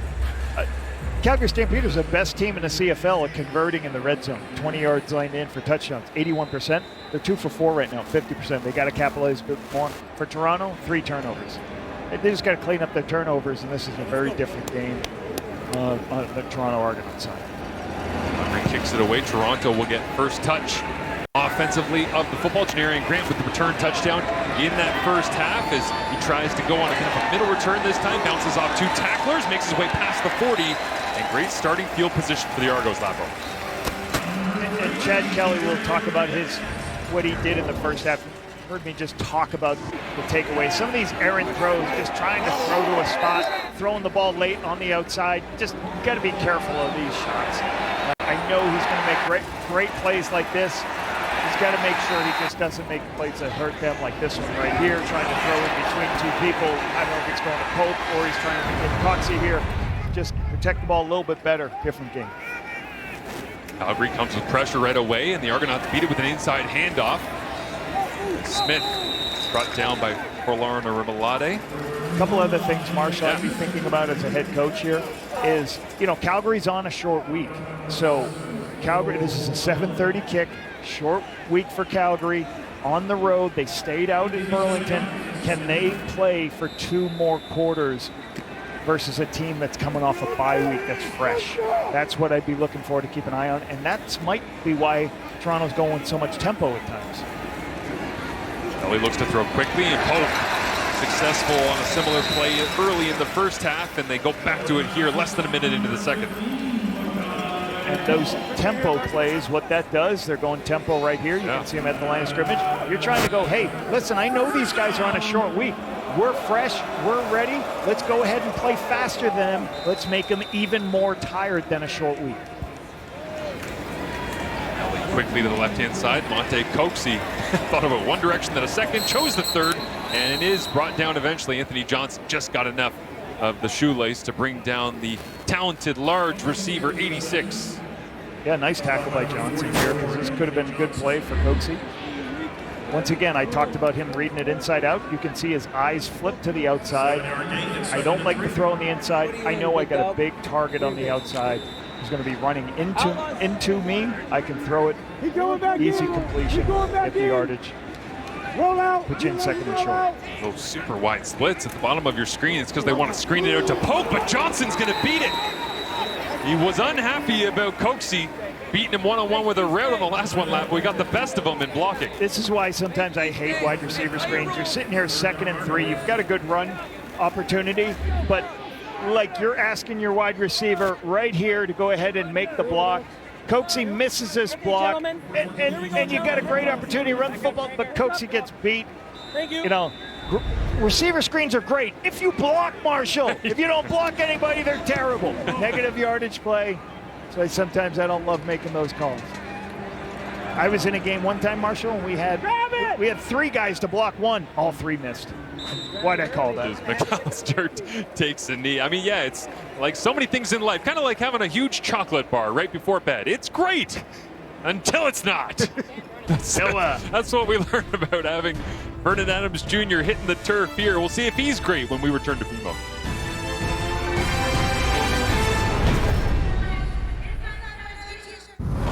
Well, it was a memorable first half. 299 completions without an interception until this one right here. Tavon Jones, Benji Franklin goes up and gets it.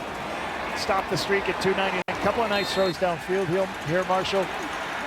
Okay, finds Damian Alford underneath. And then you saw he ran in for a touchdown, 111 yards, rush for a touchdown. Got to be better in the red zone, as he talked about. And they got to convert on second down. Struggling, only 50%. An entertaining game, though, with BA going through some uncharacteristic struggles and Chad Kelly up and down performance in that first half. This one knifed underneath. Eric Brooks makes the grab for a gain of 5. But BA told us this week he's learning, getting better. Defense is coming together. He feels like there's a lot of hope for the red and white going into the second half of the season. I can see why, but also, I mean, big game, Edmonton-Montreal coming up on Saturday, Lapo, and there's a Labor Day thing that is lingering right now in my mind. Every time I watch Calgary get better and Edmonton continue to battle. Gary's years ago, Marshall, I guess I was in Winnipeg in 2016. We started 1-4, and then we won 4 in a row. And I'll tell you what, in Toronto, we won to go 5-5, and I'll tell you, just the elation of the organization to get back to that spot. Certainly feel for both the Alberta franchises playing at a higher level than they have in recent years, as once again underneath Brooks makes the grab. Vernon leaning on him with the checkdowns here to just kind of reestablish connection. Yeah, they're dropping everybody. Like with the zone coverage Toronto likes to play, what is Calgary doing now? They're starting to spread people out, put the back out of the backfield. Eric Brooks is a diminutive receiver who's fast.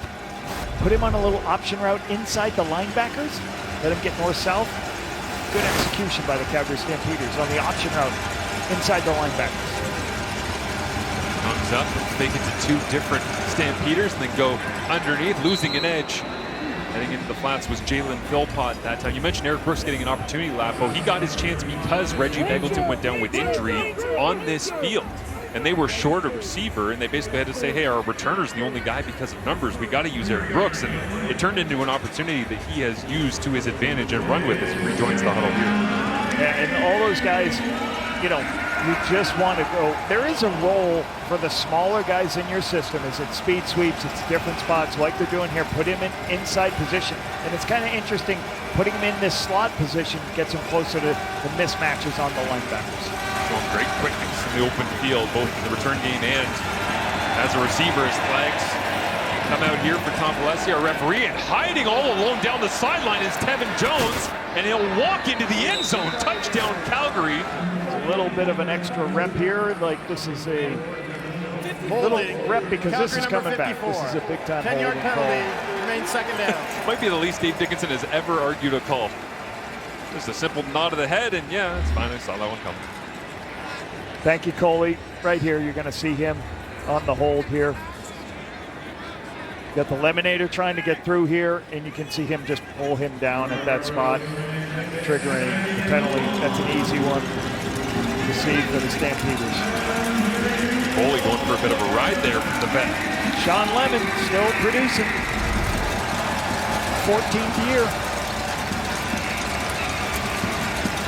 Miller washes on.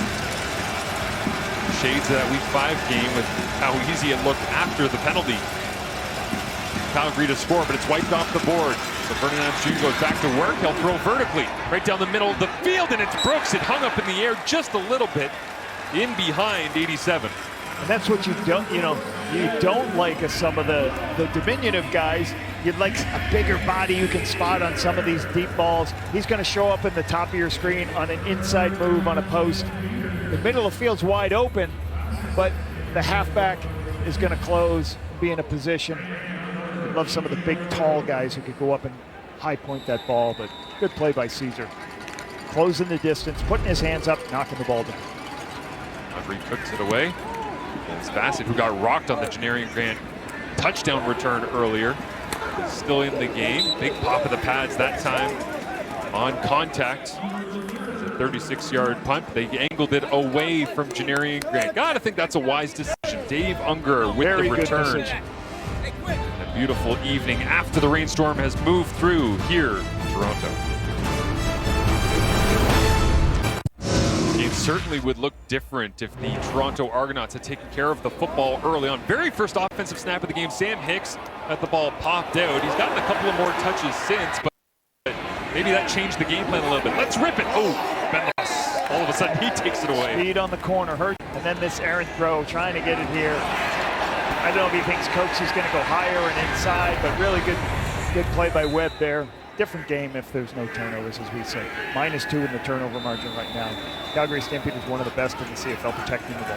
Turnover on 3 of their first drives of the ball game for the Argonauts as they do go with a little pitch to Hicks. Cuts it back. That interception, the second one that ended up dropping into Johnson. It's one of those throws in the CFL. It's like if you throw it to a spot and it works, oh, is it pretty? If it doesn't, man, does it ever look bad. Yeah, it's not a. It's just a difficult thing when you have. You're always saying, I can make that throw. Well, let's wait till it's wide open instead of like trying to make the best throw in the history of football throws. I don't love the term, he's a gunslinger. Like, okay. And Kelly can rip it as he tries to. Now back shouldering as he can feel the coverage and stepping out of bounds. Is it completion and out of bounds or incomplete? Was the heel out when he caught it? No, it looks like they're spotting the football. So DeMonte Coxey will move the sticks here on second down. Part of the job of a quarterback is reading coverage and hold it up, guys. This is going to be a vertical, okay, and this is going to be an outcut. When that player is high, this player is responsible to drop down and hit that. But what happens? Watch the corner. He's going to stop his feet to try to make the play. Chad Kelly recognizes it and throws it in the hole immediately. Great recognition on throwing it in the hole as the corner bites down on the inside breaking route. This looks like something you can run Dusseldorf. Oh, already have it in, buddy. I know you did. This one right down the middle of the field, incomplete. Kelly ends up on his back. But in all seriousness, that's one of those concepts of whatever you want to call it, that everybody from youth football to flag football to high school football to youth sports runs. You've got to be able to process that information quickly and get the ball out. I'm going to Rimolade. And this is a little bit about Chad Kelly. I mean, Chad Kelly throws the ball. Their offense throws the ball deeper than any team. Average about like 10 yards per offensive play, not just runs and passes. But it's because he's going to take some of these hits. He's going to sit in the pocket and hold. Back in my days, years ago, Kahari Jones stayed in the pocket, but he took more hits. Pressure coming from the boundary here. Kelly gets it away. I think his arm might have got hit as he released it. But he threw a strike. Calgary says they have the football at the end of the play.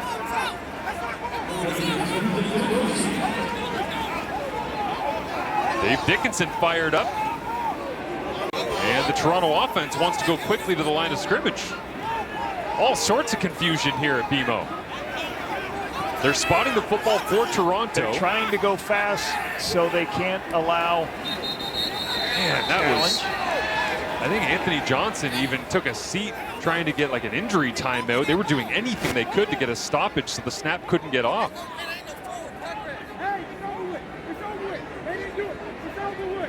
And did they have a valid case? I mean, Calgary's bench had a great look at this. DeMonte Coxey on the last play that confused everyone as the ball was separated. That was loose. Out. The ball, to me, looked like it was separated and out. Stamps were on it. Coaching staff on it. But couldn't get confirmation quick enough, I guess, to throw the challenge flag for Dave Dickinson. Toronto, rightfully so, went quick, but in the chaos of all that, Mackay Pope also came up slowly.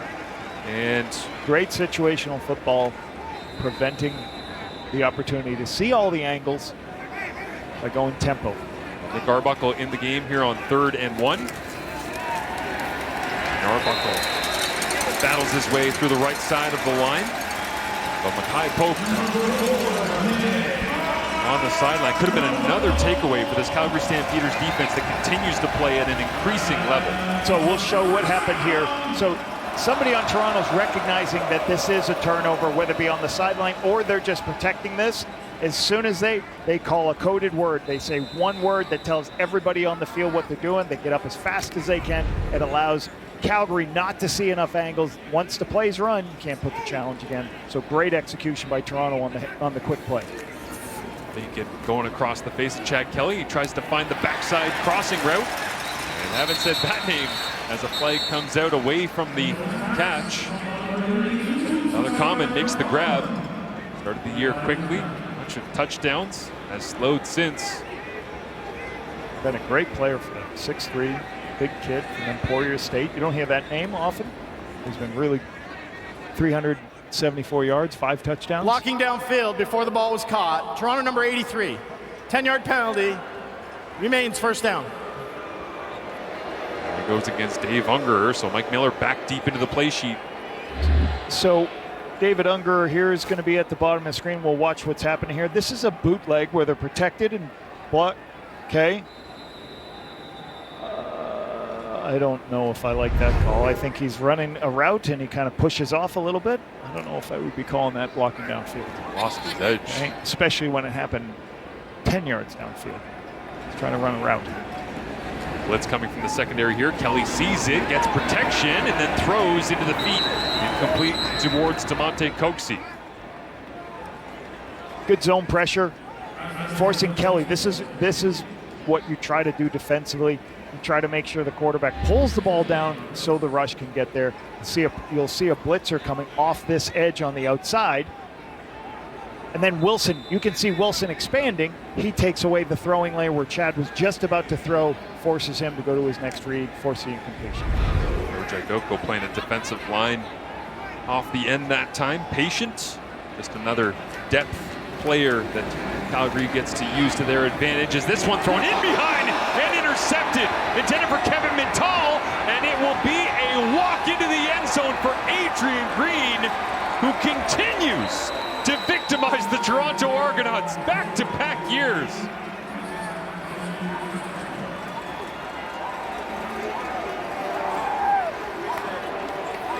Adrian Green, who last year had multiple pick sixes, gets another one. We talk about years ago there was a term, Marshall, the Canadian Air Force. Well, this is the Canadian Defense Shield right here. Ben LaBrasse, Adrian Green undercuts the outbreaking route. Chad Kelly threw it to the, it's got to be thrown all the way to the sideline. If it's not located at all, Adrian Green gets the jump, picks it off for the pick six. The wide side of the field out is one of the most difficult throws to make. If you better be clean when you throw that ball, or else it could be a touchdown on another going the other way for the opponent. 14-0 points off turnovers now for the Calgary Stampeders, as Toronto kid at St. Mary's all West last year with 6 interceptions. The wide side of the field out route. You pause it here for a second. This is what we have here. A player out in the flat. Now, I'm going to draw one more thing. That's the low player, that's the deep player. A low zone player on an outbreaking route, oh, not a good situation to throw this ball. You go ahead and run it now here. So he's the low player. Adrian Green, you can see him. He sees the ball in the air and he undercuts it before Chad Kelly can get the ball outside, and there's nobody home after that. I used the term, and I'm going to write on this too late, but I used to tell the quarterbacks, out routes versus low halfback, blank, blank. Yep. Don't throw them. Bad spot to be put into. Blank, blank is a swear, Marshall. You didn't know that, right? Did you write that on the whiteboard? Just I was blank, going to blank? write it on, but I didn't have enough time. I was going to put it on the screen with the tally, but yeah, don't throw those wide side outs versus a low defender. Low defender's going to be right there to pick it off. Adrian Green gets another pick. He's really good. You know, obviously great instincts. I think of that signing a couple of years, 2 years ago from BC Lions, comes over to Calgary. What a great get for the Calgary Stampeders. Yeah, Adrian Green in week 2 here against the Toronto Argonauts last season, right? Had 2 interceptions. One he took back to the house. So back-to-back years of pick 6 here against the Argonauts. One team way back in June of 25, now here in August of 26. As the running game tries to get going to support Chad Kelly, mixing and matching things, gain of 4 on first down. And, you know, you talk about coaching the Toronto Argonauts, and Mike Miller does an excellent job, and this coaching staff. They've got a very good football team here. They pretty much got one thing they need to coach. They need to coach your starting quarterback to make better decisions on certain pictures. Because this guy is very good quarterback. He's outstanding, but he's just got to make sure I learned this from Ken Miller years ago, and I'll tell you, it's the team's ball, not his football. And you got to make sure you protect the football. Don't throw every throw out there. They protect him again and go back to the well. DeMonte Coxie working well into that boundary side, makes 2 Stampeders miss. It was Johnson and Moten flowing over. I think Kyle Wilson eventually was the one that'll get credit for helping bring him down. David Webb there as well. Coxie, it's so comfortable to take this throw on the outside, because there's your one-on-one. They've done this 4 times already this game. He's going to get a big waggle, come back down the stem, nice easy throw. Rolling out to the wide side in front of Ben LeBros. It's Dave Unger making the grab. Same picture, different side of the field now. Now what do? They take the one-on-one to the wide side of the field. They're just attacking the corners right now with Unger and Coxie.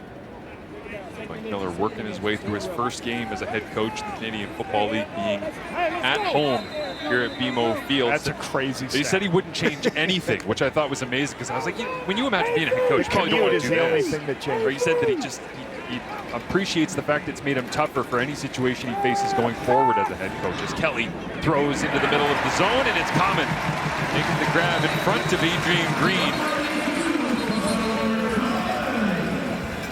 You can sometimes tell where the ball is going to go by the alignment of the back. Watch the backs. He's going to leak out. If one's going out, somebody's coming in. And what do? You just watch what the linebacker does. So as the linebacker expands, you throw in that window before Wilson can get there. Common's there, gets north-south. Good recognition of the movement of the linebacker. The backs are going to tell you. The motion's going to tell you where this ball should go or where the read starts. 2 minutes remaining in this third quarter. 24-20 your score with the blitz coming, and Kelly trying to get away from it. He does. He evades. Clarence Hicks throws it back across the field, and it's an easy interception. Ben LeBros has got another.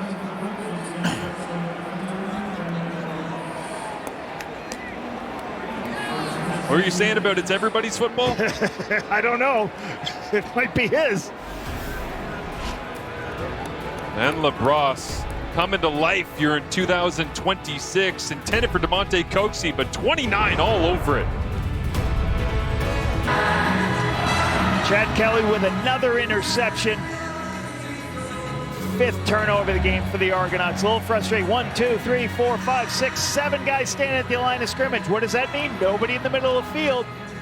But there's just a lot of deep routes on this concept if you roll it here, guys. So he doesn't have that immediate throw versus 1+ to get out of the ball out of his hands. But he does scramble, make the guy miss. Again, this is not as bad as some of the other interceptions, but he underthrows this. He takes a one-on-one throw, throws it to the end zone for the one-on-one. He does have a matchup, but it's underthrown. There's the pick. And that's the thing. Ben LeBros makes a beautiful interception. So back-to-back series with a turnover. Chad Kelly can see the frustration right there. Contemplating his evening. First time having 4 interceptions for Chad Kelly since... Not sure. Tell me, Mark. June 20th. Remember that crazy game against the Ottawa Red Blacks earlier this year? Yes. But in that game, he had 4 touchdown passes as well. So the second time this season is, again, he came in with 9 INTs on the year.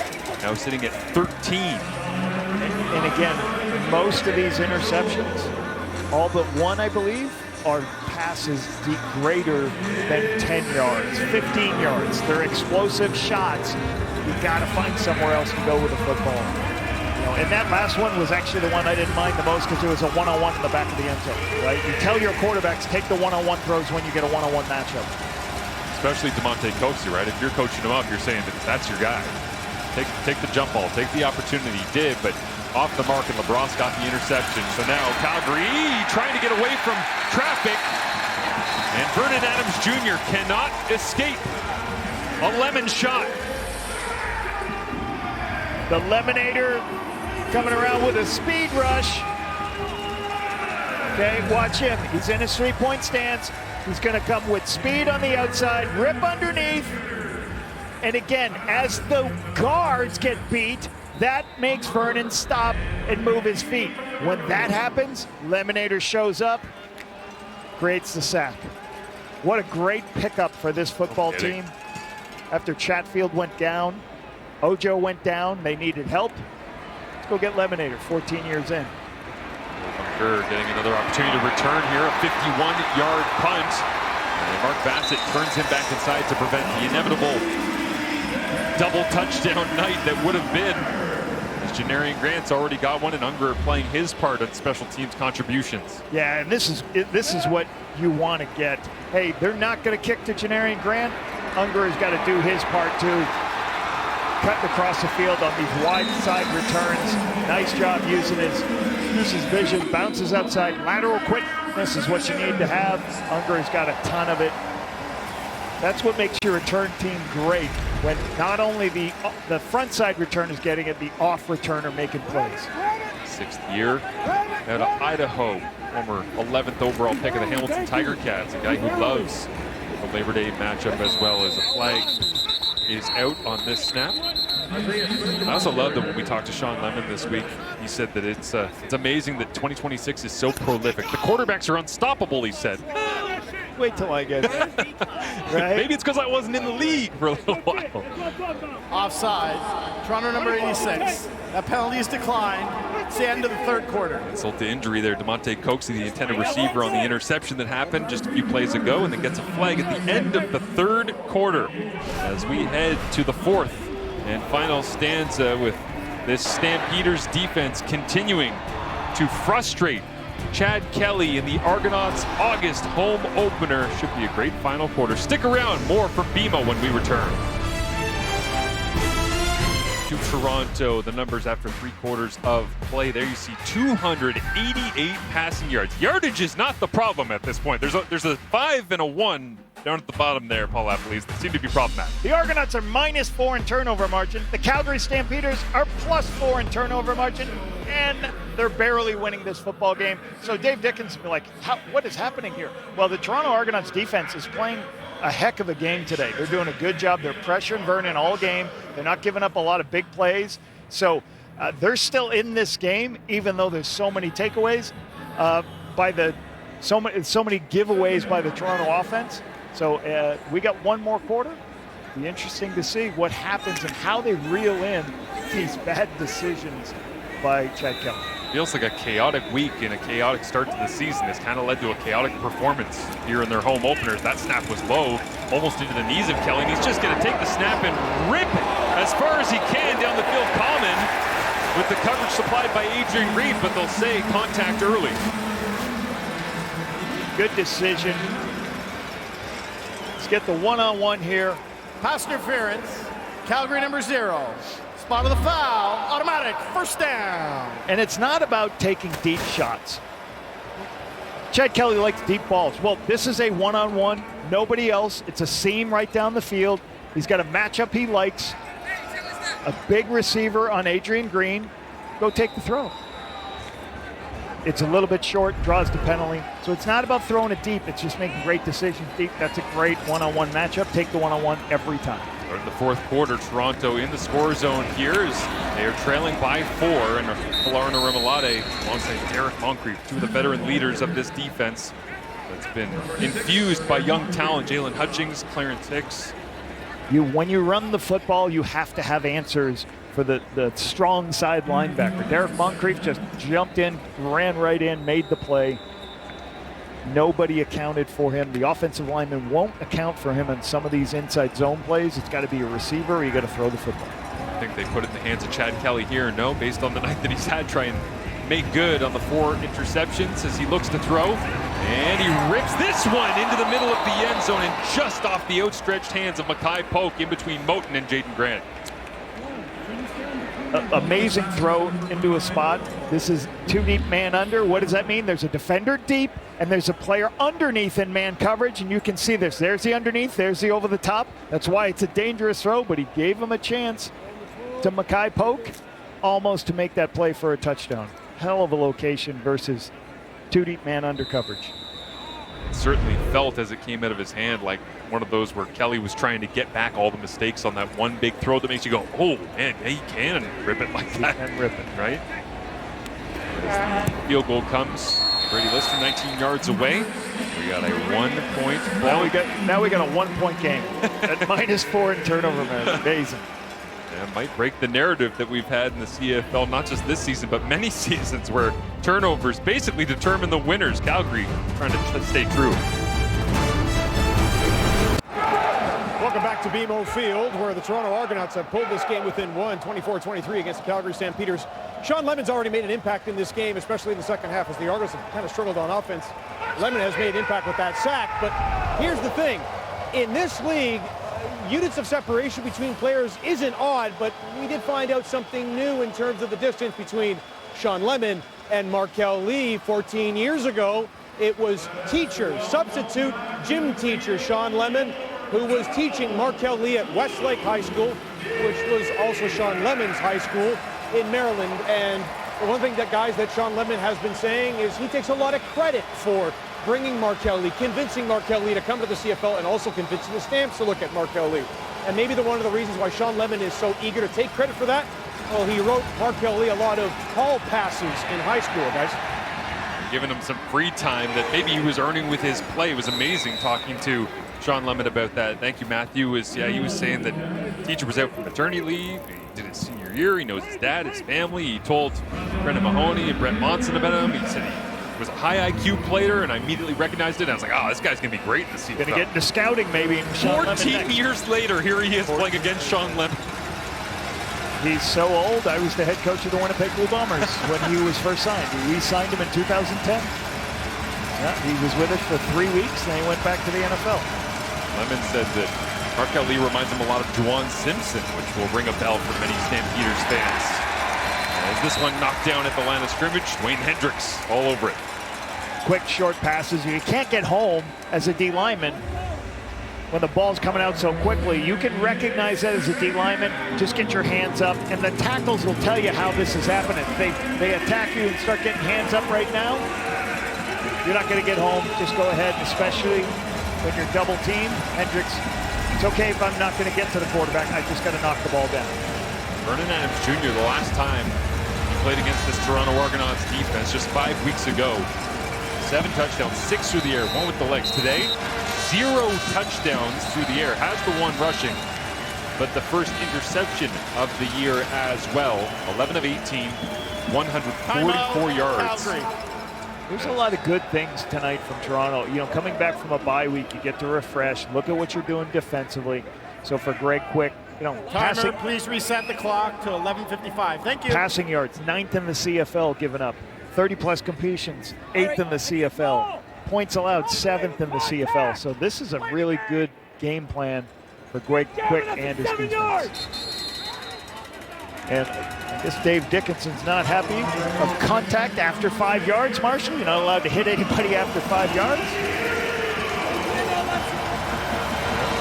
He's certainly got his eyes on his receivers, trying to get him loose, as Chad Kelly has doubled Vernon Adams Jr.'s passing yardage in this ball game here tonight. 288 to 144 as it stands right now, with PA ready to take the snap on 2nd and 10. Handed off inside. There's that draw you were calling, Lapo, earlier, and another explosive down the right sideline. Dedrick Mills will get bumped out of bounds inside the 30. Didn't I say just keep calling draw plays? How about that? That's awesome. Everybody expanding. This is what you call quarters coverage. What does that mean? You have 4 deep.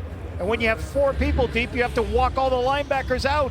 So there's only 1 linebacker in the box. Go ahead and roll it here, guys. And then all of a sudden you're going to see attack the middle linebacker, let the rush go upfield, and there's too much space for good tailbacks to make people miss. Great call by the Stampeders. Flip them right into field goal range. Only a carry of the second half, but Darius Pickett makes the tackle. Haven't said his name much at all here this evening. Always a bad sign, too, when your free safety, Bubba Bolden, is the first one that makes contact, and it's a broken arm tackle. Paris Shan made a nice tackle there on the last one. Love it. LSU was a draft pick a couple years ago. Does a good job getting involved in there. Darius Pickett's in close around the ball. Got a bunch of tackles for a loss this season. Pickett's really, those strong side linebackers so important to your defense. And Pickett's one of the best in the league. Calgary Stampeders with 2nd and 6. Over the last 6 games, they've averaged 42.8 points per game, 40.3 on the year. We sit here with 24 in the 4th quarter as Vernon looks at the outside and it hung up, and it was nearly picked off. Benji Franklin and made incidental contact with the official in frustration, but Vernon got away with one right there. Very close to being a pick 6. If that was any closer, if you could see it, it's going to be a pick 6. Now, we've seen Coxie catch a bunch of these on the sideline, but it's a different coverage. He's a lot lower on the field here. You can see Tevin Jones here. See how low he is? At this point, he's not going to back up anymore. The throws to the sideline, he undercuts it. You've got to make sure if you're going to take that throw on the outside, he's got to be what's called a free access, farther off the receiver, or else he's going to make a play because the ball's in the air too long. The triple is good.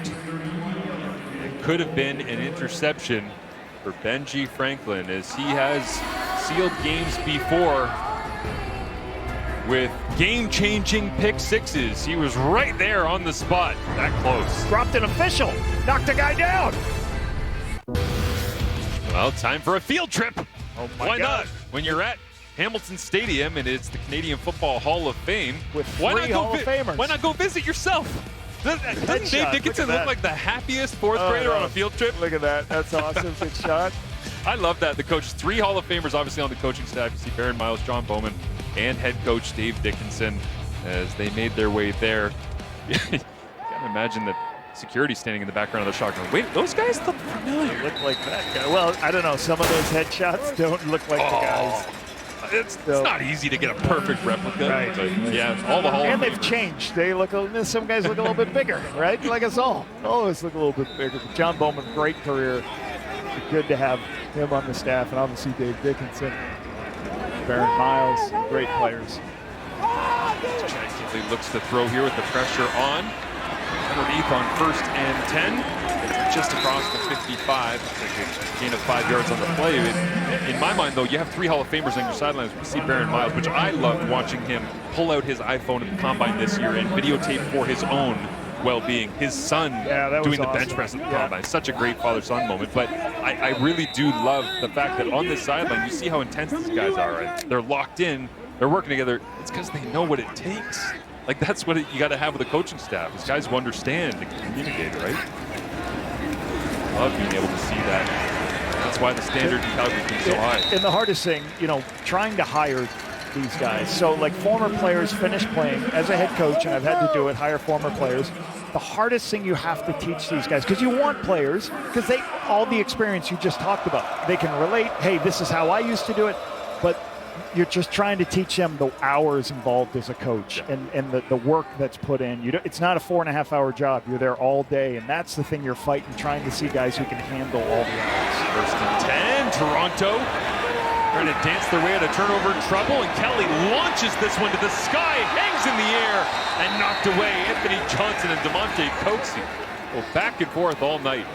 And again, this is the secret sauce for Chad Kelly. Besides a great strong arm, now I think he drops the ball. I don't think this ball's touched. It just kind of falls out of his hand. But he picks it up himself. He uses his legs, and then he creates a one-on-one opportunity. So the ball's here. He drops it as there's a little push, picks it up, uses his legs to find a one-on-one, throws the one-on-one downfield. But that's the thing that has made this offense so difficult. He's got a great arm. At times, his legs allows him to make these one-on-one throws on the outside. RJ Moat with a little flyby avoiding contact with Kelly. Now they try to set up a screen, and it's tracked down, diagnosed, and destroyed by Kyle Wilson. Yeah, and it's funny, every time I watch after, anytime it's a throw that's a short, quick throw, I watched Chad Kelly to go, I could have thrown this deep, right? You know, it's a good call here, a screen pass, trying to get yourself into a better position. Maybe any yardage you can get yourself a field goal, but I'll tell you what, Wilson does a great job. Kyle Wilson recognizing the screen, go and make the tackle. Wilson could have got 3 tackles on that one play. I think might have brought him down several times after a 46-yard punt. And the Kyle Wilson onslaught continues over the last couple of weeks. Everywhere on the field, never far from the football, bringing energy to the Stamps D. Great to be able to recognize one of our own anytime we have the chance. And Dave Moyer, I love calling games with him. There you see Glenn Suter and Rod Smith with him working a game in Edmonton. He has been all over the Canadian Football League for quite some time, and tremendous to see him get acknowledged by the media wing of the Canadian Football Hall of Fame. Congrats, Dave. Well deserved. People don't talk enough about him. The ultra-athletic Calgary Colts junior football player. Need to bring that story to life, maybe more to air. But yeah, the people that hand us the information up here in the booth, our entire CFL and TSN crew that put these broadcasts together, they are the superstars that make this a reality. And Dave has certainly been one of those long-staying and knowledgeable sources of information across the Canadian Football League. So can't wait to celebrate that coming up. Yeah, Dave, congrats. Well deserved. Been very good to me early as a young coach. I remember he introduced himself and really. And working in television, yeah, all of our stats people do such a great job. As we're watching the game, they're giving us information of different yardage and who caught things, and it's been outstanding. Dave's worked on 37 Grey Cup broadcasts. 37. Just incredible. As Vernon Adams Jr. goes to work from his own goal line, and he gets blasted. Coming in clean. Argonauts got a free rush off the edge. And was it Jonathan Kongbo?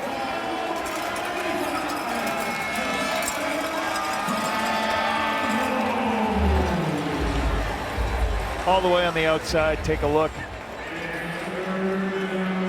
Kongbo goes, beats, comes in, splits.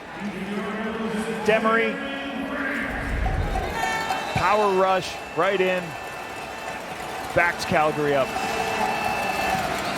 Stamps will attempt to salvage some field position here. Janarian Grant already in Calgary territory when he catches it. It rolls down inside the 40 and trailing by 4 with 5.5 remaining. It's a great spot for the Argonauts.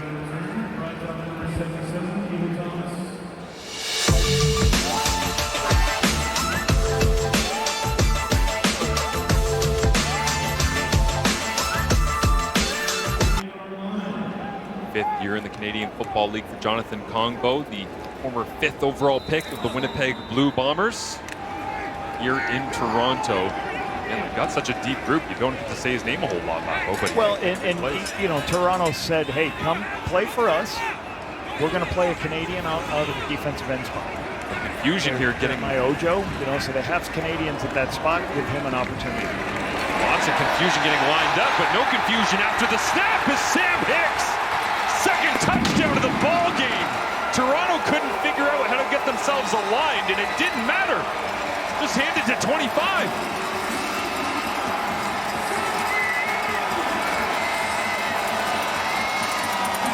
A one-play touchdown drive. So many times you've got to stay home, and you end up, a lot of confusion going on here. This is going to be an inside zone play. I think they don't have enough guys on the field here as I look at this. But certainly bounce up, make one person miss as you wind back the tight zone play for the touchdown.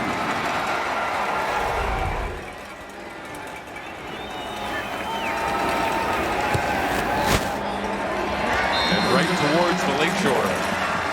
Right before this play, there was a bunch of commotion on the sideline. People are running out late for this first play. So let's take a look at the all too far. Let me count them up. 1, 2, 3, 4, 5, 6, 7, 8, 9, 10, 11. So not enough guys on the field. So not sure how that happened or whatever. You have all these different rotations. They were in one of the other rotations, not having guys on the same page. Dave Dickinson talked about three-phase football. How about three-phase football for the Argonauts? They punt the ball, put it inside the 10-yard line. They get a sack and back Calgary Stampeders up, so they punt out of their end zone. After they punt it out of their end zone, the ball starts at the 40-yard line, short field, one play, touchdown. So that's three-phase football for the Toronto Argonauts. I also think about the fact that Abilene Christian, first year in the Canadian Football League, and Sam Hicks being on the headset, getting some love from upstairs. He's one of those guys that kind of had to figure out, what is this place that apparently is our home field? Right. And he's got 2 touchdowns tonight, so a memorable one for 25. They've done a nice job this season for them. Averaging almost 6 yards a carry. That increases yardage numbers. Just a great run. Oh, what a block to spring Tyreek McAllister. Out of nowhere, Elijah Hills just detonated on an Argonaut special teamer, and McAllister flipping the field. Elijah Hills is one of the guys who's supposed to clean up the hole for the returner. So if you watch Mills here, you're going to see him 94 right there deliver that shot. You can see him celebrating after. Great play. Not many of those left in the CFL. Drops Neal. That's called a cockroach because all his legs are up in the air. Completed for a first down. You know how many texts I got after we did Hamilton Calgary last week telling me, man, that rat kill thing Lapo was talking about is great.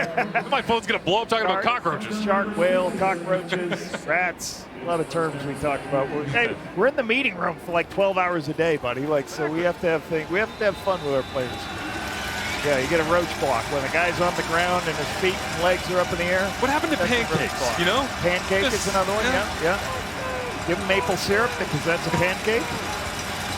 Vernon Adams Jr. First down on first down. Sees the Argonauts wander down close to the line of scrimmage. They'll try to run right into it, and Dietrich Mills bounces off 2 tacklers, but not a third. Zadarius Pickett will get credit for the tackle.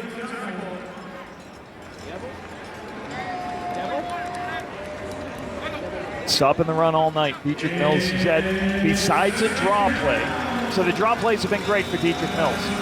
But besides that, if he's running what their staple of gap schemes, you call it, or down block schemes, or inside zone schemes, not a lot of yardage tonight. The only yardage they've gotten really from the tailback position, draw plays.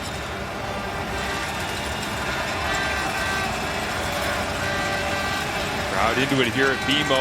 3-man rush.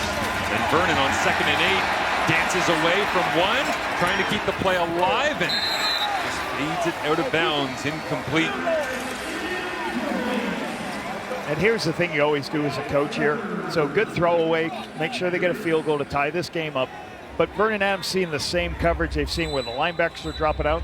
And we all do it as coaches. This you is should the call a draw 3-minute again. warning. But you don't want to call a draw play because you've already called 2 of them. Why don't we just keep calling draws? 16,000 in attendance here for the Argonauts home opener. We've hit the 3-minute warning. We got a 1-score game. Should be a great finish from the Lakeshore.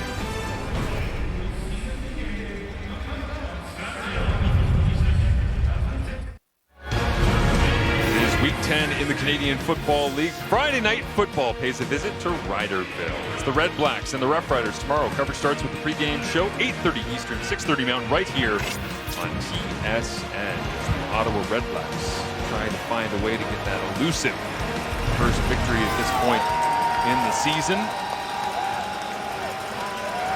Montreal Alouettes battling against them last week. Montreal playing at home. What should be a rowdy environment Saturday afternoon against the upstart Elks out of Edmonton, as this field goal is up, through, and good. We got a tie ball game with 2:55 remaining, so Friday night football coming up, but it can wait for the next 2:55. Tied this game up with just under 3 minutes. Huge play here. Decent crowd tonight, Montreal, over 16,000, you said. Did we talk about the upper deck? Have we mentioned the upper deck? I love the upper deck. So the upper deck, all you can eat for $40. Really? All you can eat. Yeah, so you get your ticket, then it's just stuff your face.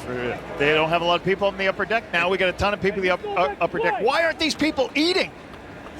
It's free. The food's free. Get off your phones. But you get all that food, and then you get to sit here and watch a battle between two teams trying to climb above 500. There's the upper deck. All those guys, $40, all you can eat. 60 combined points, tie ball game. game. If it was all you could drink, we'd sell this place out every time, right? I just like sitting in the upper deck because the view is great. Yes, as coaches, we like the upper deck. Our former quarterbacks, as we see Chad Kelly, Mike Miller having a conversation. You think there's anything about, hey, let's just make good decisions with the football? Maybe that's one of the conversations. Yeah, I mean, a turnover at this point in the game, especially a 5th interception for Chad Kelly, would feel like a dagger. We know it's the CFL, and it wouldn't be because, life springs eternal no matter what, as long as there's a single second on the clock.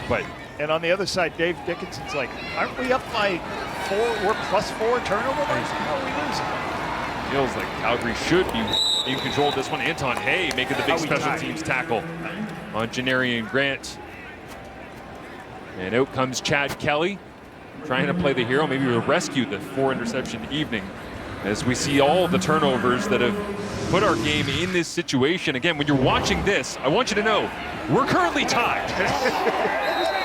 Throw on the sideline here, trying to throw it. Coates goes underneath, thinks he's going to go over the top. I think that's what happened on that one. This is a wide side throw with a low halfback underneath that throw. Dave was returned for a touchdown. Ben LaBrosse on the one-on-one. Well, this isn't going to help as the very first play offensively, straight into the backfield, Charles Wiley brings down Chad Kelly. They quick snapped it and went backwards. So Wiley from his outside position. So Chad's trying to read that defensive end. Defensive end gets upfield. He's got to be able to make sure he can hand this ball off, but it's very good by Wiley. He came down the line of scrimmage and recovered after. So athletically, good play on the perimeter to recover on the naked bootleg.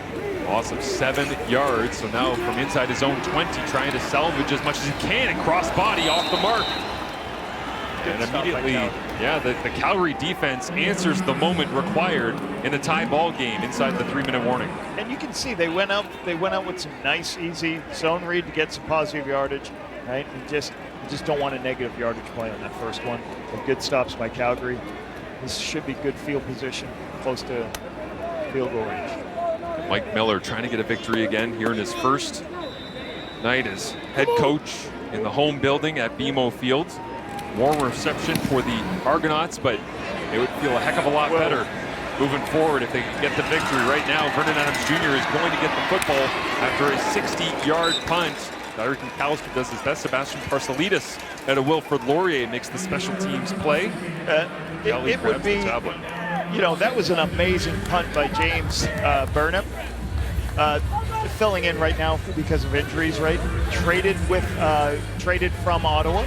The Red Blacks traded him over here. Alabama, first-year player, a global player. I think he's an Australian.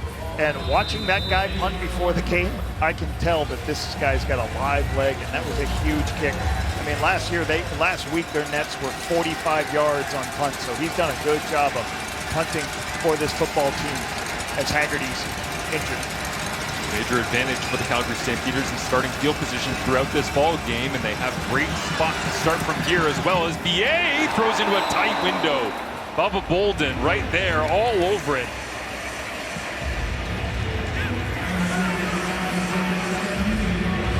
Bubba Bolden from his safety spot recognizes the throw on this, downfield post, and he drives it.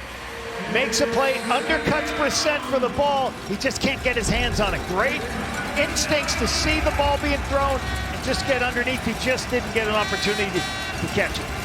That obviously the former Argonaut touchdown against the Hamilton Tiger Cats last week down the road at Hamilton Stadium. And targeted on that one, but incomplete, puts Calgary in a difficult position. And out comes BA, the playmaker.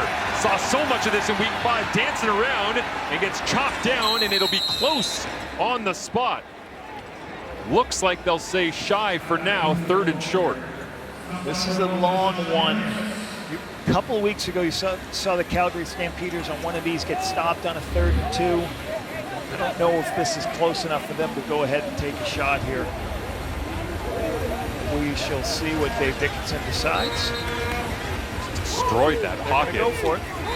In short order, it got completely compacted as Dave Dickinson, a little bit of hesitation, but decides to send in the heavy team. Toronto Argonauts. The heavy defensive linemen come in. Everybody flips, Marshall. So here you go, third and a full one. As VA in the gun will turn around, hand it off, and Dedrick Mills met right at the point of attack. And did Toronto get a stop? It was Bolden that made the contact. And Pinball loves it, watching on. The hard part is when you put extra D linemen in, there's nobody for the second level players. And you see Bubba Bolden right there. The ball comes out.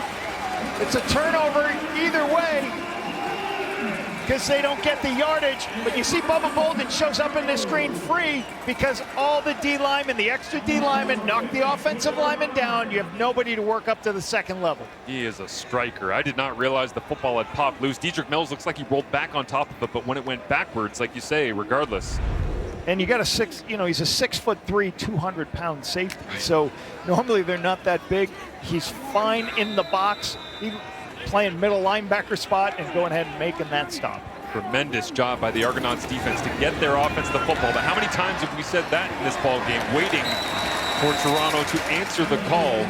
They did it on a quick 4-play, 90-plus yard drive early on in this game. They got into the end zone. They've had a couple of other big positive moments, but they certainly have to put something together here. First down gain will help. Gets them up to, looks like, wow, actually second and one here. And again, just like in the first half, this is a good 2nd and 1. Let this clock run down as much as you can. After this, get some yardage. Keep going. Put yourself in a position to win the game with a field goal. But keep running the clock down. Don't give Calgary an opportunity with anything. So you'll like these 2nd and 1s at the end of the game. Hutchings in that defensive line trying to dig in right now for Dave Dickinson. Backs against the wall with 1:12 remaining. Toronto with the football control of the game as well. Saw the strong leg at the end of the first half of Brady Lister.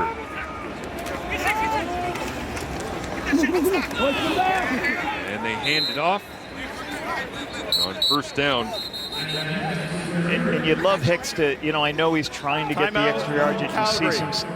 As you see him going lateral, you would like him just, I don't care if it's a 2-yard gain, just get your shoulders square. Don't lose yardage. Get your shoulders square, get north-south, get us 1 to 2 yards. We'll fix it on 2nd down. Calgary uses their timeout right there, Marshall, to conserve time for themselves after this play right here.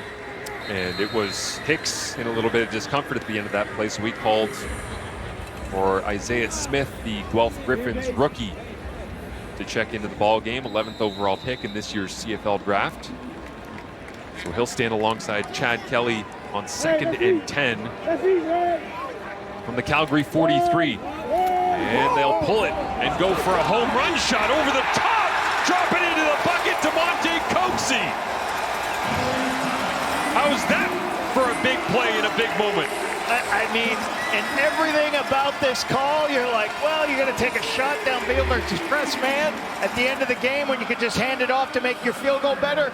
But Chad Kelly delivers, locates his ball to his primary target all season long. That's a beautiful throw. Ensures them a new set of downs. They can run the ball twice, run this clock down, kick the field goal. Folks, they've blown some kisses to the Argos fans that have come to support in the August home opener as Kelly hands it off inside, turning the legs. Isaiah Smith, solid gain, squares it up as well. And Kelly, we've seen it 3 or 4 times tonight, Lappa, where he just decides, regardless of what you expect with down and distance and tendency and how this is all supposed to go, the script is written that you should do blank. And then Chad Kelly goes, ah. Well, I mean, and thank God he's a great, accurate thrower, does good things. I don't want to, that he can locate the football. That was a beautiful throw right there. Keep it on the ground once again in the middle of the pile. Obviously, ball security is king. And you go back to that point, Marshall. If that was an incomplete, the clock stops, first of all. So it helps Calgary. And you're still kicking a long field goal for a first-year kicker. Now, he's already kicked a long one this game, but that's a great throw, great catch by Coxie, as this clock keeps winding down and they get the field goal. Dave Dickinson staring down a 5th loss of the season. It seemed like they were in control at various points of this ball game, just waiting on the offense to find a way. He's had a couple of tough games here on the road in Toronto through the years. And it's Brady Lidster. Just an 11-yard attempt. They can't do anything to disrupt. Flags fly. Fully expect that will be against the Stampeders, but the Argonauts, with 11 seconds remaining, get the required points to get themselves back to 500.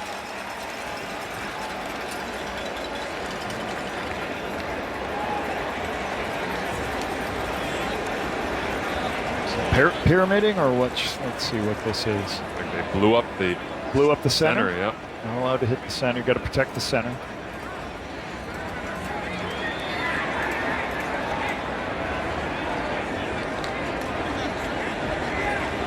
Play official Dave Foxcroft working through with our referee Tom Balesi.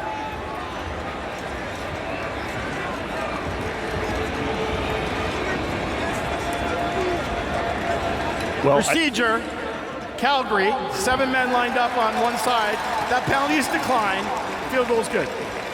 Get another look at it. So you're not allowed, you're supposed, they don't want you having too many guys aligned to one side, because when you go to make a block, it's a player safety thing, so they've changed how many players can line on one side of the line of scrimmage. Fitting, don't you think, that after the Toronto Argonauts spent so much time not in their home building because of football, that it would be the kicker that gets them the victory in their bring it back to World Cup a little bit, opener. Why not? And if the Calgary Stampeders, like, how do we lose this game? Right? How do they lose this game? Offensively, they struggled. Vernon Adams was under pressure all night. They didn't score. They had a couple opportunities in the red zone early, and they didn't score. And Chad Kelly just hung around. Was able to make some throws down the stretch. Just shows, like, you have to make sure, no matter, coming off the bye week, the short weeks, you got one team off the bye, one team on a short week. Toronto hung around, made their plays. Mike Miller, masterful job of managing the schedule and the calendar at the start of the season, but this, a dangerous return is some time burning off the clock. He was in a decent position. And with 3 seconds left, I mean, they were close to being within range of quick completion and try to get a long field goal attempt, but here comes Vernon Adams Jr. 3 seconds left, so you're gonna, this is, if you wanted to kick this is a 59-yard, more than that. It's gonna be, so you can't kick it. So you have scenarios of, like, okay, if it's under a 60, if it's longer than a 60-yard field goal, what is the football play? Normally, most teams are going to call Hail Mary, Big Ben, where everybody runs down to a spot, you try to throw it up. You work on this in training camp, and you work on it day before a game, and everybody runs down. You have good protection, you climb the pocket, and then you throw it into the end zone. BA lets it fly, hanging in the air, and it'll be intercepted on the night where he throws his first of the season, and the first in a very long time, 299 attempts to be exact. The final play will be another officially on the score sheet, albeit not Vernon's fault, but man, what a football game between these two teams. Yeah, congratulations to Coach Miller. First win at home. It wasn't pretty, but again, you don't really care as a coach whether pretty or not. You just care about getting the 2 points. Huge 2 points for them as they continue to try to figure out where they're going to be in this playoff hunt in the East. Well, that will do it for us from here in Toronto, as Chad Kelly started out with a couple of early interceptions. Sam Hicks had a fumble in the very first offensive play They battle back into the ball game. They take it away from VA.